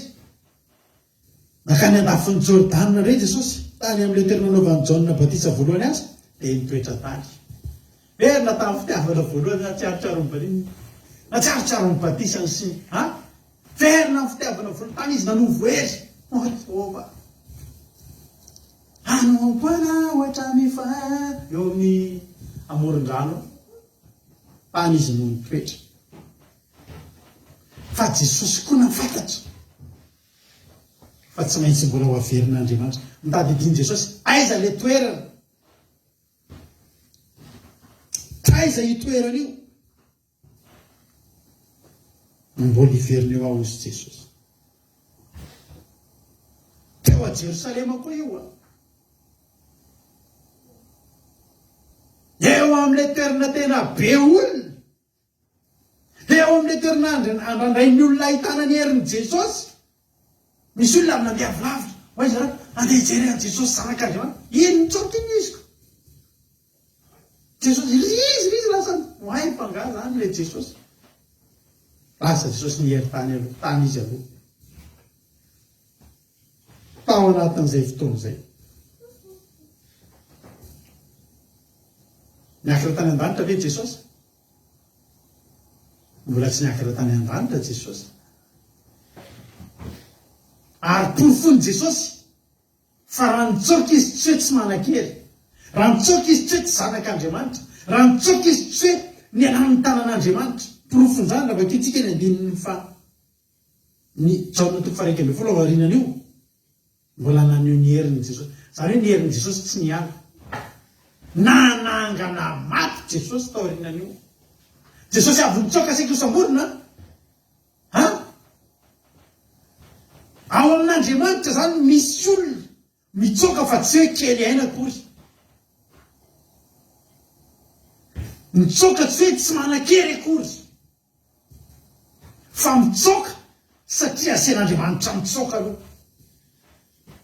mandositra satria izay ny lalan'Andriamanitra. Misy fotoana ianao averan'Andriamanitra ohatra ny resy zany, izay ny lalan'Andriamanitra. Dia ikeo aloha fa ao amin'Andriamanitra misy fiverenana mahafinaritra. Alleloia. Lasa izy no nandeha nanangana ny Lazarosy tonga dia maty efarana fa tefa maimbo matsangany. Nanaporofon'Andriamanitra taminy hoe Jesosy tsy hoe nandeha nandositra ianao fa tsy mombanao andao ataoko hitanao alao faty mihitsy noho Lazarosy. Ary Jesosy navelany maty io Lazarosy efa niteneny hoe marary mafy sy nivonjeny aloha. Raha marary mafy ny sitrano ohatr'izay ihany nataony Jesosy talohan'io. Talohan'izany Jesosy nanasitranyolona marary. Ka raha nanasitranyolona marary ianao androany, raha pitso nanasitranyolona marary toy izany hoe tsy niova ny heriko fa nomaly ihany ny anio. Fa narary mafy amin'izay Lazarosy le tiny. Nataon'Andriamanitra ny zatra ny occupé be anazy hoe mbola nisy zavatra fa natao. Marary Lazarosy fa mbola nanao asa hafa aloha Jesosy. Rehefa vita ny asan'Andriamanitra hafa, zay vao andeha hoaly amin'ny Lazarosy izy. Efa maty 3 andro zay. Ary tonga teo amin'ny toerana nisy azy Jesosy efa faha-4 andro efa ny anaty fasana. Ny olona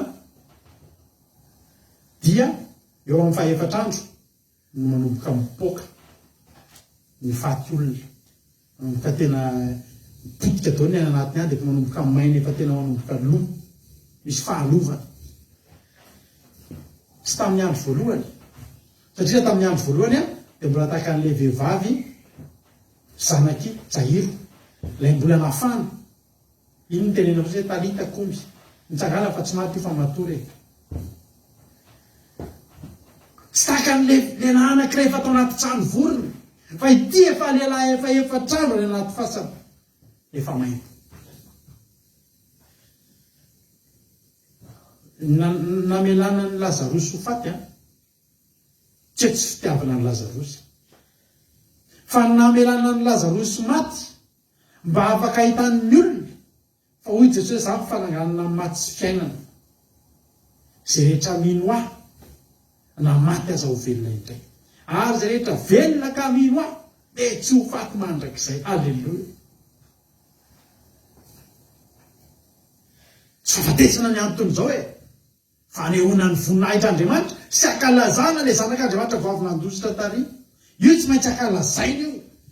Nandositra ny nahitanareo io fa zanak'Andriamanitra foana io. Alleloia. Tsanga ny Lazarosy, niorakoraka ny olona.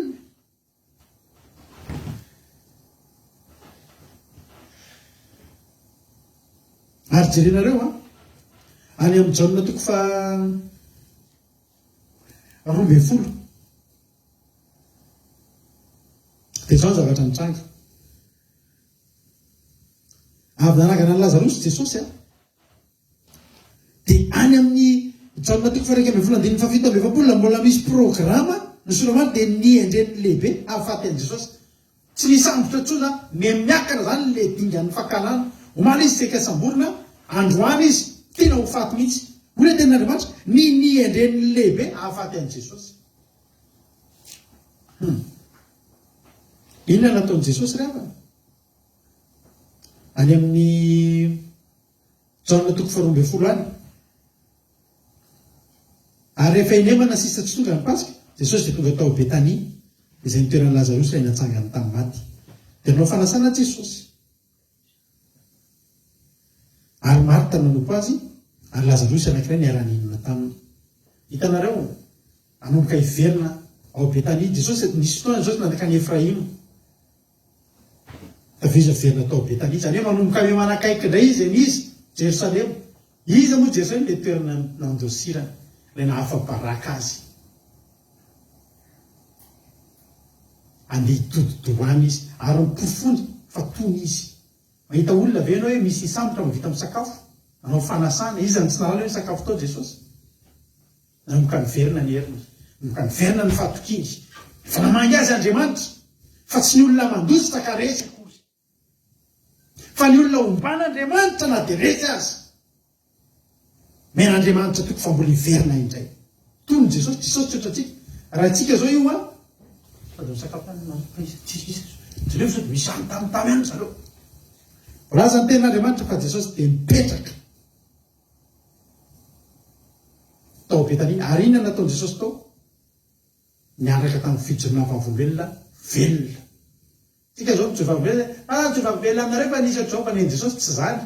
Mijoro eo akaiky mihitsy ny fijoroana vavolombelona, Lazarosy velona. Alleloia. Tonga tao ny olona nijery, tsy hijery an'i Jesosy ihany, fa hijery an'i Lazarosy. Ianao iny rehefa misy fotoana ny olona hijery anao, tsy ianao mijery ny olona fa mifijoroana vavolombelona anao ny vokatry ny fivavahanao Halleluia. Aza fepenina ny fitahin'Andriamanitra anao. Ataovy miara-mipetraka aminao eo. Fa reo olona tonga reo, fianakaviany zany, na avany zany, na namany zany, hijery anao, tsy ianao no jereny, fa ny vokatry ny fivavahanao. Inona ny vokatry ny herin'Andriamanitra tao Jesosy? Io miara-mipetraka tamin'ny tena Lazarosy. Be dia be ny olona tonga teo, tamin'io mba nisy olona be dia be tonga, tsy dia tena hijery an'i Jesosy, fa volazan'ny tenin'Andriamanitra. Vahoaka betsaka ny tonga teo, 5 Jaona toko fa 12:17. Ary vahoaka betsaka tamin'ny jiosy na ala fa teo izy dia tonga teo, nefa tsy noho Jesosy ihany, fa mba ahitany Lazarosy koa ilay natsangany tamin'ny maty. Dia io koa Lazarosy fa voany lasa tiany olona ho vonoina koa. Satria izy nialan'ny maro tamin'ny jiosy ka ninoina Jesosy. Lasa tsy tiany lasa tsy tiany loham-pisorona koa i Lazarosy. Satria no Lazarosy dia ireo olona tonga rehetrarehetra teo hijery an'i Lazarosy, lasa nino an'i Jesosy tena enjana kosa. Marina fa mitsoka nandositra. Fa io kosa io velona. Alleloia. Zany ilay fitsoahan'i Jesosy tary, tako ny Lazarosy finiavana. Tako ny fipetrahan'i Lazarosy teo. Mety mampalahelo be zao ianao niala. Misy fotoantsika rehefa tsika izay no mivavaka, ianao azagaga n'ity zavatra ity, ohatry misy fisitahana kely zay tsika amin'ny ankohonana, amin'ny fianakaviana, amin'ny namana. Midika ilay fisitahana iny dia tahaka an'i Jesosy ilay misitaka, miverina niala teo an-tanàna, fa nandeha nakany amin'ny toerana nanaovana batisana azy. Misy fotoantsika misitaka kely, Andriamanitra mihitsy mampisitaka atsika. Fa misy ny fotoana hiverenantsika eo. Verina eo ianao fa miaraka amin'ny Lazarosy be. Verina eo ianao amin'ny fotoana izany, dia iaiko ny olona tena velona ny Andriamanitra. Halleloia. Tsaroako izay tamin'izay vao mivavaka. Mety miaino eto ny fianakaviako vavolombelona izany. Halleloia. Ary tsy menatra amin'ny tantaran'izany. Fa nisy fotoana nanomboka ny vavako izay dia tena tsy mety tamin'ny fianakaviana mihitsy kosa aloha izao fivavahana izao hoe. Tena tamina sapato. Ohatrany hoe manompo sambo izany ianao sapato ahoana, mihinan-kisoa ahoana, tantaram-belona. Miamana sehany io zay reto efa vavaka sapato zao, zay reto tsy mihinana zavabadiana intsony. Dia inona ny zava-nitranga? Tamin'izany ianao mbola tanaty problème. Tamin'izany ny fianakaviana mamatsy anao dia andeha voatabisy tongolo anaovanao saosy amin'ny laoka ary fianakaviana manatitra. Iny laokanareo androany tsy manana nin'inona e. Fa rehefa tonga ny fotoana dia hifikitra amin'Andriamanitra ianao, hitoetra amin'ny fahamarinana ianao dia tadidio. Misy fisitahana kely zay, misy fisitahana. Tsisy tonga intsony ny fianakaviana, nihinana anana maina, anana tsisy menaka no hohanina. Tsy maninona izany e. Vary maina zarara misy zavatra masirasirina ananazy, tsy maninona izany e. Misy ny fotoana miondam-batontsika ravana. Fa eo amin'iny fotoana iny mihitsy, misy toman'Andriamanitra anao tsikelikely, mitombo ery am-pandehana. Jesosy nandositra io nanangana maty. Fa tsy hoe tena olona tena hoe tena resta izy akory. Fa teneniko anao heritaona mahery teo tsy mifankahitana izy sy ny fianakaviana. Satria izay mivavaka sabata. Tonga ny fotoana, atao batisy izay mivady, nandefasana invitation amin'ny fianakaviana. Halleluia. Fa atao batisy izay. Dia ena maso, tonga ny fianakaviana. Fa da tentiko mihitsy ny fanontanian'ilay fianakaviako anankiray. Hay! Fa tomobilin'izy hoe indraminy lisana io. Nahitany fianakaviana any farany, mandeha linina asy, Mercedes fotsifotsy misy tsipika maitsomaitso. Eny amin'ny devant eny, radrakoto tsara mandeha. Dia manarinaraka kely mijabojabo ohatr'izao tsy tafiditra ao amin'ny masay. Dia bus tsisy na bisikileta ary. Zay no nahitany olona farany anay. Fa eo ny iverenanao. Ny ondam-bato nahitana Jakoba farany, nahitany Betela ny Jakoba fandroany. Anao an-tsangam-bato, halleloia, anao alta, miaraka amin'ny ondra manosy. Atao batisy zay, niditra avany zay fianakaviana efa atao am-piangonana, niditra avany, katokata rabe mahafinaritra be tena tsisy ohatr'izany, niditra ao am-parikina, raha tsy mampionina sy fitikely, niditra amin'ny parikina. Mahidiny, tsotsoko, manenonenony, tsotsoko, dina le tômobily, mitodika ny olona. Tsy rady ve reto? Ie, indrina tômobilin'olona. Azafady, azafady aminao aho. Teo amin'ny toerana nahalava anao, teo amin'ny toerana nahafabaraka anao, tsy maintsy eo ny iverenanao. Zay reny mitondra katikatatra atao anatin'io fety ray manontolo io, halleloa an'Andriamanitra ny voninahitra. Fa taiza tômobilin'izy nindraminareo izy. Nomena anay io ka, halleluia. Boka nitrosany nahitana anay farany tsisy ona bisikileta ray ary. Fa nandeha ny fotoana tao anatin'io fotoana io. Lasa izy. Asa tary amin'ny toerana anaovana batisy, halleluia. Ianao tsy maintsy misy fiverenana ny fiainanao, tsy possible zany. Miaraka amin'Andriamanitra ianao tsy maintsy misy fiverena. Inona amin'izay ny zavatra mitranga?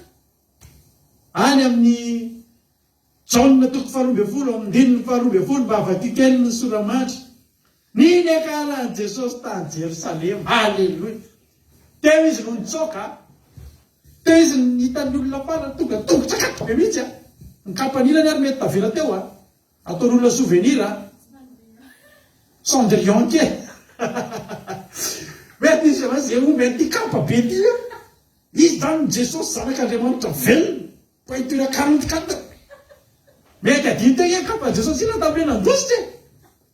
Vonjeo ary ray osy Jesosy. Mety eny amin'ilay toetana hoe misy any amin'ny mairie eny misy an'ilay fiteninreto objet perdu, objet retrouvé, objet perdu. Miantona hoe kapa ilan'i Jesosy. Zay tompony ity dia manantona ny tompona indray. Tena kapako ty ozy Jesosy. Iveriny eo amin'izay Jesosy. Ny soramandry, niny akaran'i Jesosy tany Jerosalema. Fa nga Jesosy niakatra teo natahotra ry amana. miaraka mitaingina 4 rahabe am'izay jesosy zana borika mbola tsisy mitaingina wwt mbola mifony sase ozy izy tika reo vy tobila vaovao zana borika mbola tsisy mitaingina itotavany am'izay jesosy eny ambony eny izy ny olona nanenjika reny sy tive izy misy teo izy jesosy halleloia ary ny zavatra nafinaritra jerareo ty teny ty mahafinaritra be voalohany indrindra marika toko faraiky amby folo hitataro ihany a marika toko faraiky amby folo andiny fahavalo ary maro namelatra ny lamba ny teny andarana ary ny sasa kosa nampiahaka ratsakazo izay efa nalainy ateny atsa ary izy nade teo alohany sy izay nanaraka toedy aminao ny antso antso hoe isaorana ny izay avy amin'ny anaran'i Jehova hotahinany amin'ny fanjakana izay avy amin'ny Davida raitsika hosana amin'ny avo indrindra halleloia any amin'ny Matio toko faraiky amby folo raiky amby roapolo hitataro ihany a Matio raiky amby roapolo andiny fafolo miaraka amin'ny fanontaniana mihitsy ary no tafiditra teo Jerosalema izy dia niorakoraka ny tanàna rehetra am'ireo iza moa izao azonareo fa iza moa zany tombo zany fa iza moa zany lehilahy zany amin'ny voninahitra zany na boriky mbola tsisy mitaingina mamaky vaky any Jerosalema dia halleloia miaraka amina akanjo tena mamirapiratra tena mafinaritra tafy voninahitra reo dia moramora amin'le zany boriky mbola tsisy mitaingina ozy ohatr'izany ihany ntsika mahita olona tonga dia mandeha tômôbila tsara dia fa izy reny fa sy taranak'izy reny amin'ny fetiny taranaki reny tsy mainty misy reny fa taranak'izy zareo reny ianao amin'ny olona tena le mamirapiratra fa zanak'izy zareo zay nge le zavatra antranga matotoko faraiky amby roapolo andinino ny fafolo ary meo hoe dia niorakoraka ny tanàna rehetra ka am'ireo iza moa zao fa izy nitonginy halleloia numéro 3 iza numéro 20 iza numéro 13 zany halleloia iza moa zao lehilahy zao ary nivoaka ny laza hoe zao ny Jesosy mpaminandry izay avy any Nazareta any Galilia tsisy natadidy tsy hoe iny le nitsoka zany ny lehilahy verina mikery ohatry ny hitako eto sosy izy am'izay ary le sambotra iza le sika sambotra zao mba teny ny fariseo ao amin'ny Jaona toko faharoambe folo erany amin'ny Jaona tsika Jaona toko faharoambe folo andininy fasivy rasoa andininy fasivy ambe folo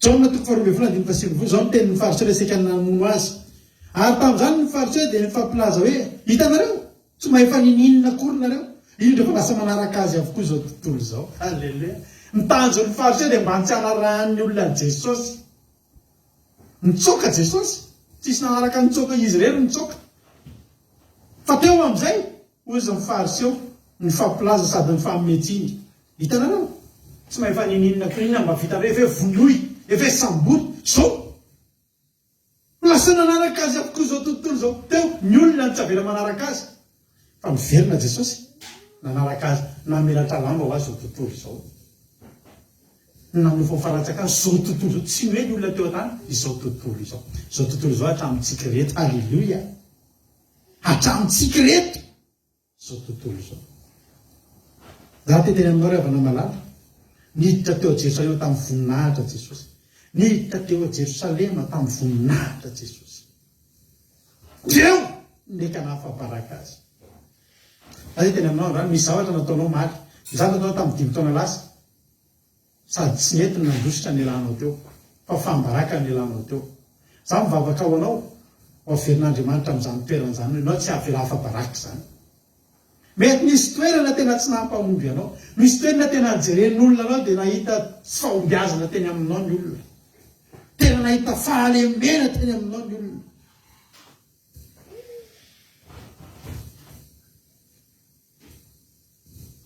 fa za teteny aminao androany eo ny averin'Andriamanitra iverinao azinao amin'ny fiobinana mino an'izany venao aiza le misy an'le fahalemenao afabaraka tahaka ny ahoana ianao afabaraka tahaka ny ahoana za rehefa tanaty problemako tamin'izany taona zany tena laza ratsy aho nalaza raha tsy teo fiarahamonina mihitsy tamin'izany ary tena nahazo anaram-bositra mihitsy tamin'izany fa zay olona tsy nahazo saiko ary saiko son provision dia nanenina tamin'izany fa zava-mahafinaritra rehefa mivavaka angeramina tamin'izany efa tsy te hiseho masoandro tsony tsy te hiseho masoandro tsony tamin'izany fa rehefa tonga ny fotoana zay Andriamanitra miverena mantsy Mosesy efa maty avokoa ny olona saika hifofony hainao androany amin'ny teny aminao ndany hiverena ny toerana nahafabaraka anao zao ianao zao mivavaka zao ianao efa niova nge ianao efa mivavaka nge ianao efa nan'Andriamanitra nge ianao Alleluia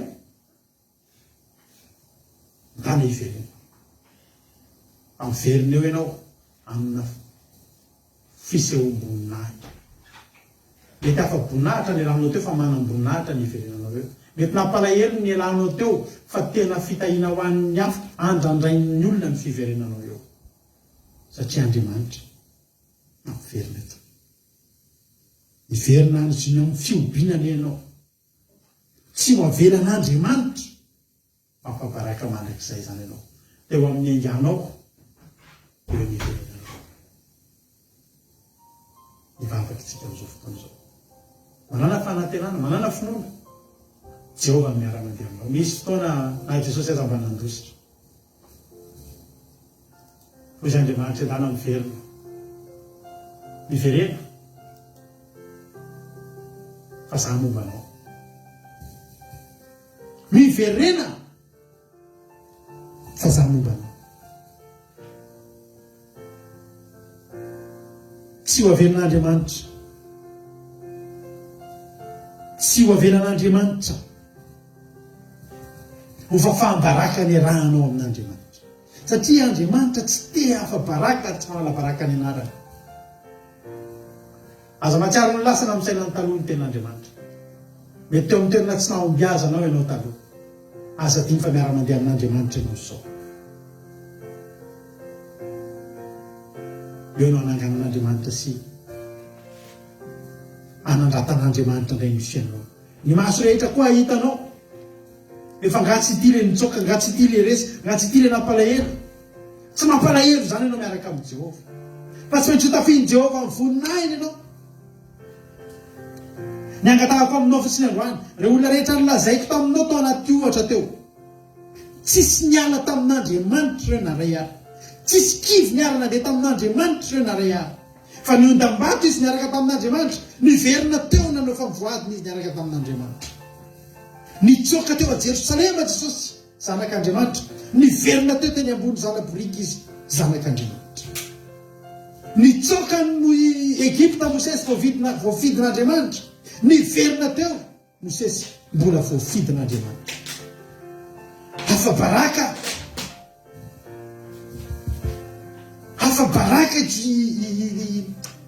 i Davida ryavana hitan'ny olona ny fiatreny fa reo olona reo ihany no menatra taminy rehefa niverina teo izy tsy hafa-baraka zany ianao ho atsangan'Andriamanitra ianao ho averin'Andriamanitra ianao misy fiverenana amin'ny fiobina ny fiainanao hiverinao azinao amin'ny fiobina ianao fa aza miala amin'Andriamanitra matiantoka ianao raha tamin'ny ianao nampalahelo niaraka tamin'Andriamanitra ary nampalahelo nahitany olona anao farany fa nahoana tsy aritra kely ianao ny navotan'i Jehovah hiverina ka akanjina amin'ny fiobina ary ny fifaliana malaik'izay hoe ny andohany azo fifaliana sy faravoravoana izy ka dia andositra ny alahelo sy ny fisatoana misaotra anao zay Jesosy tamin'ity fotoana androany ity misaotra ny amin'ny teninao misaotra ny amin'ny afatra Andriamanitra fa tsapanay androany fa tianay ianao tsapanay androany fa misy fiverenanao aminao ary tsy mandrakizay raha mety misy zavatra lalovanay Andriamanitra zay hifikitra aminao reny mandalo fa fahasoavanao mitoetra zanak'Andriamanitra izay dia zanak'Andriamanitra mandrakizay eo amin'ny toerana halavonay eo ny anangananao anay amin'ny fisandrata dia mivavaka ho an'ny reto mpanomponao tsirairay avy reto ho tanteraka amin'izy ireo rehetrarehetra zany ho tanteraka amin'ny tsirairay avy zay tonga eto zany Andriamanitra zay meno an'ity toroteny ity misy fiverenana mahagaga ho ataon'Andriamanitra eo amin'ny fiainany miverina amboninahitra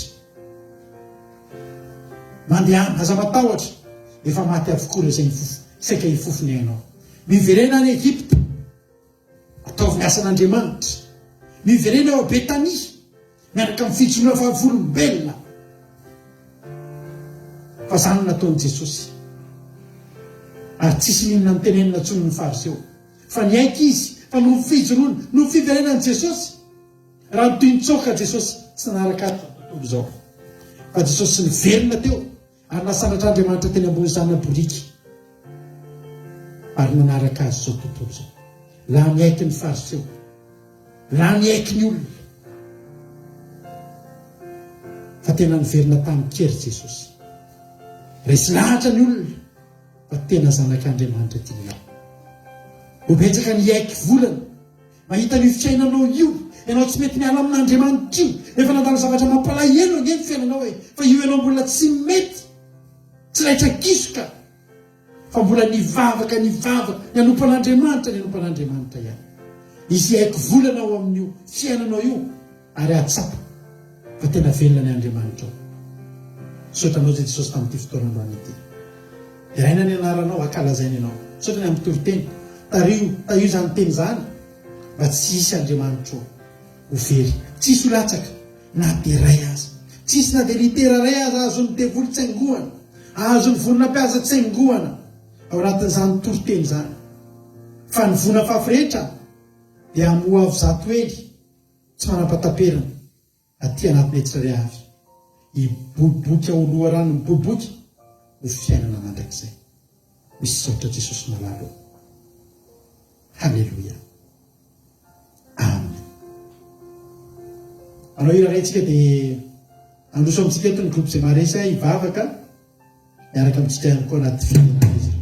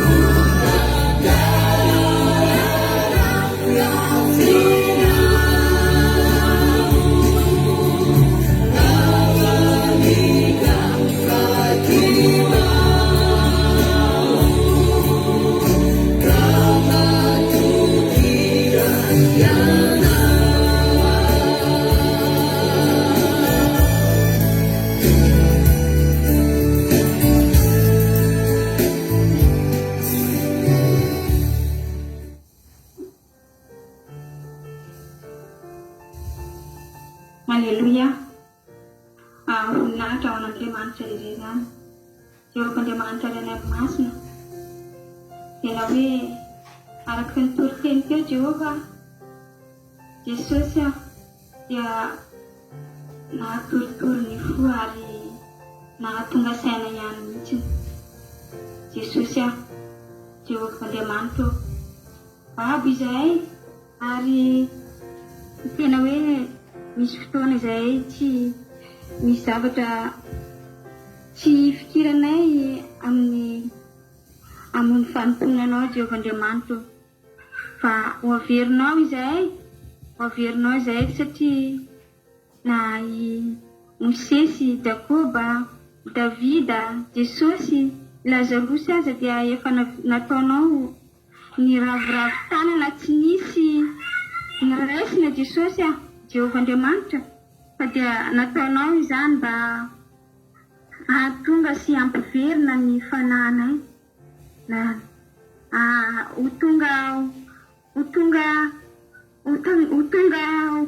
ho feno ara-panahy izahay Jehovah-Andriamanitra raha nahiry izany toriteny izany dia misy matoky izay satria mino anao fa ho averinao izahay, ho averinao hifikitra mafy ary ampiroso anay anatsara kokoa, marina bebe kokoa ny fanompona sy finoananao sy ny fifikiranay aminao Jehovah-Andriamanitra. Tena ny firenena efa miraviravy tanana, ny firenena malagasy izay efa mionda am-bato tafin'ny Jakoba dia ataovy Jehovah-Andriamanitra ny fahagagana izay miendrika ho ataonao amin'izany firenena izany. Efa betsaka ny vahoaka madinika efa tsy misy koanina, tsy manana tao intsony ankehitriny Jehovah-Andriamanitra, fa dia omeo herim-panahy izy ireo, omeo hery sy tanjaka izy ireo hitsangana hiverina miantso ny anaranao masina, hanompo anao ahazo herim-panahy ny fanahy masinao an'izy ireo Jehovah-Andriamanitra. Dia hiova araka izany tokoa ny fiainan'izy ireo, ho feno fahagagana sy iroso amin'ny fanomponanao ka ahita mahiratra amin'ny fiainan'izy ireo Jehovah-Andriamanitra. Misaotra anao Jesosy manohana an'ireo olombelona rehetra ireo, manohana anay tsirairay avy, indrindra ny mpanomponao izay mbola mety mivezivezy saina sy miraviravin-tanana sy mierikerika Jehovahandriamanitra Jesosy dia tohana amin'ny tananao mahery ane izay, arovy amin'ny herinao mahery ane izay mba ho hitsangana sy hiverina amin'ny lalana fahatsaranao sy ny fahamarinanao sy ny fitiavanao. Dia misaotra Jehovahandriamanitra, misaotra Jesosy malalo, mankasitraka rainay masina. Alleluia, amen. Halleluia. Misaotra sy midera mankalaza ny anaranao masina izay Andriamanitra, satria mbola menao izao fotoana amin'izao indray ahafahanay nahariana izany afatra fa aminao izany. Tena hoe mamy izany teny fampanantenana ataonao aminay izany Andriamanitra, fa na dia efa babo sy efa tsy misy raisina raha ny fiainanay Andriamanitra. Mety efa enjehan'ny olona izay, mety efa ataon'olona firesaka izay Andriamanitra, fa ianao kosa nefa mbola atyverina anay, mbola anandratra anay amin'ny haben'ny voninahitra ao, mbola hitsangana ny fiainanay. Mety misy eto Jesosy atefeny izany teny sy afatra avy aminao izany, mety efa tena miondam-bady efa tsisy raisina amin'ny fiainany Jesosy, fa ianao mbola mampanantena an'izany olona izany, amerina azy lanitra Jesosy malala. Satranao izay Jesosy, satria tena hoe tsy mba naharianao izay olona marina mipikitra aminao Jesosy. Marina izay Jesosy, izay tsirairay mihitsy mety efa tena tsy nisy ndraisina amin'ny fiainanay, fa miro izay mbola tafajoro foana Jesosy malala, satria tena mbola tianao izay Jesosy. Tena tsy manary anay ianao araka ny tenao izaty andavanareo voianareo akory. Dia tena marinao amin'ny fiainanay tsirairay avy izany Jesosy malala, satria enao mamerina anay aminao foana na dia efa lafo imehezany alak'izay dia asandratrao eo amin'olony fahavalonay. Dia mankasitraka tompo, mankasitraka fa tsara miaraka aminao Jesosy. Tena isan'izany izay miaraka aminao Jesosy, fa manana fanantenana tetatany any ary izany, fa mbola tena mihoatra izany Jesosy. Ny fanantenana faratapiny tele hipetra eo ankavananao Andriamanitra. Mankasitraka fitiavanao anay, mankasitraka Jesosy malala, tena matsapa izany fitiavanao izany izay tsirairay avy reny, fa tany amin'ny korotam-bary izay Jesosy mbola naverina tao aminao. Mety misy Jesosy nefa miara taminao fa mbola izy naverinao indray. Ahoana ny tsy isaorana ny anaranao Andriamanitra, ahoana ny tsy iterakana ianao, ahoana ny tsy hanomezana voninahitra ny anaranao Jesosy malala, satria ianao naverina amin'ny fiainanay. Fa ny tokomenay Jesosy, tokomenay tsirairay avy re dia hipikitra aminao, mbola hanatenanao, mbola hijoro amin'ny fitiavananao Jesosy, hijorona izaniza mbola anisy tampotra amin'ny fiainanay, izaniza mbola ampangozohozo anay, ampiala anay amin'ny fiarahanay aminao dia izay Jesosy tsy hiala, fa mbola hipikitra sy hitombo bebe kokoa amin'ny fitiavananao, amin'ny fanarahananao Andriamanitra, satria eo aminao rery any mahatsara anay, tsisy maharovaka dia eo an-tananao Andriamanitra. Dia mankasitraka tompo ny amin'izany teny mamy izany, dia ampianatra anatin'ny fonay sy ny fanahinay izany, mba tsy hiala aty anatinay Jesosy, fa mba hirehatra sy hitombo aty anatinay ny fanantenanay anao Jesosy malalo. Dia voninahitra ho anao rery any. Alleluia, amen. Halleluia, mankasitraka andranavavy Rose Minasa, ranavavy Erikatsika tao anatin'izay vavaka arinan'ny toriteny, vavaka mamy matsiro netizy reto arinan'ny toriteny. Anao ira fiderana anankiroa telo eo tsika amaranantsika ny fotoana androany raha tsika ny groupe zay maharesy mampy tokoa ny fiderana ary tokony hideran'Andriamanitra tsika. Zao ry amaranantsika fotoana dia anao ira fiderana anankitelo tsika dia tapitra zao sabata fafinaretantsika izao. Halleluia, ao atsika rehetra groupe zay maharesy maneran-tany miaraka amin'ny miarakavika reto eo a. Halleluia.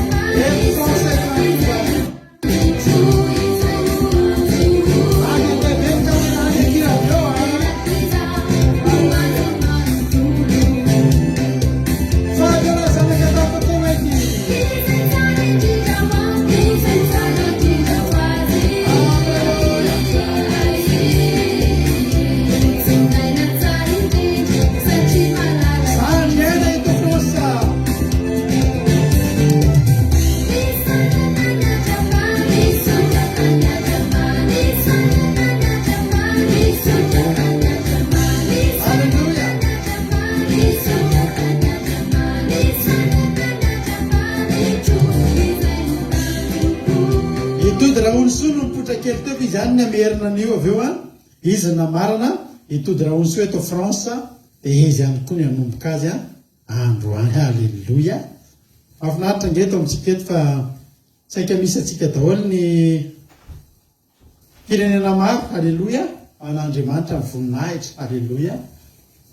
Eo antsika mbola eo ihany a ira roa faraparany a raha atsika amin'reto kononkon'Andriamanitra mahery fo reto a. Zay irany raha Eli zay a atolotra manokana any Eli koa zay izy zay. Eo any tody raha onysoa arao zao ny fitenenana arao zao ny fietrera. Halleluia. Easy mama Taisanando, mama Taisanando, Jehovah Jireh. Io sai. Cosa ne va? Virginia. Lasting to Marari, Jehovah Rafa. Halleluia. Easy to Mandawani, easy, Niara caminho fora, Jehovah Isso vai ao Madagascar. Era esse casa. Halleluia.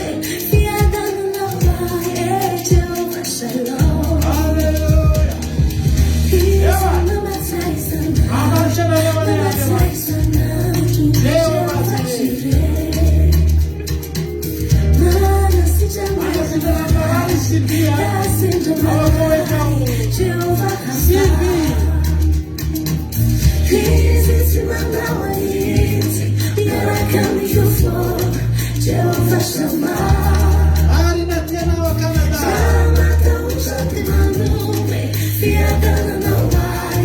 Jehovah Shalom. Halleluia. Say, say, like it.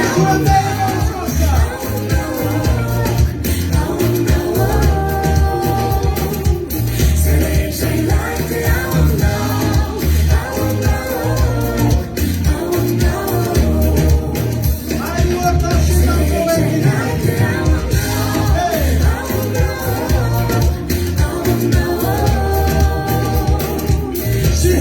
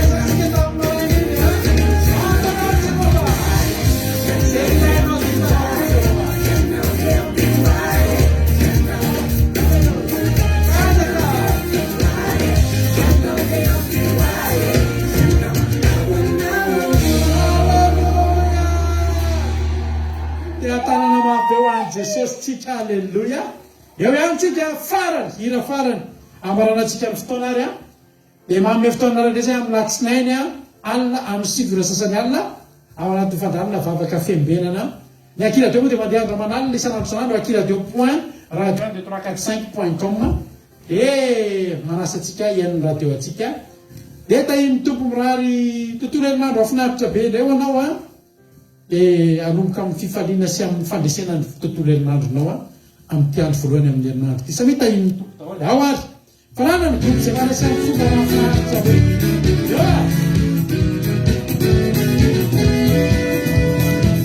kataka amin'ny namarina tena kataka ny anoka kataka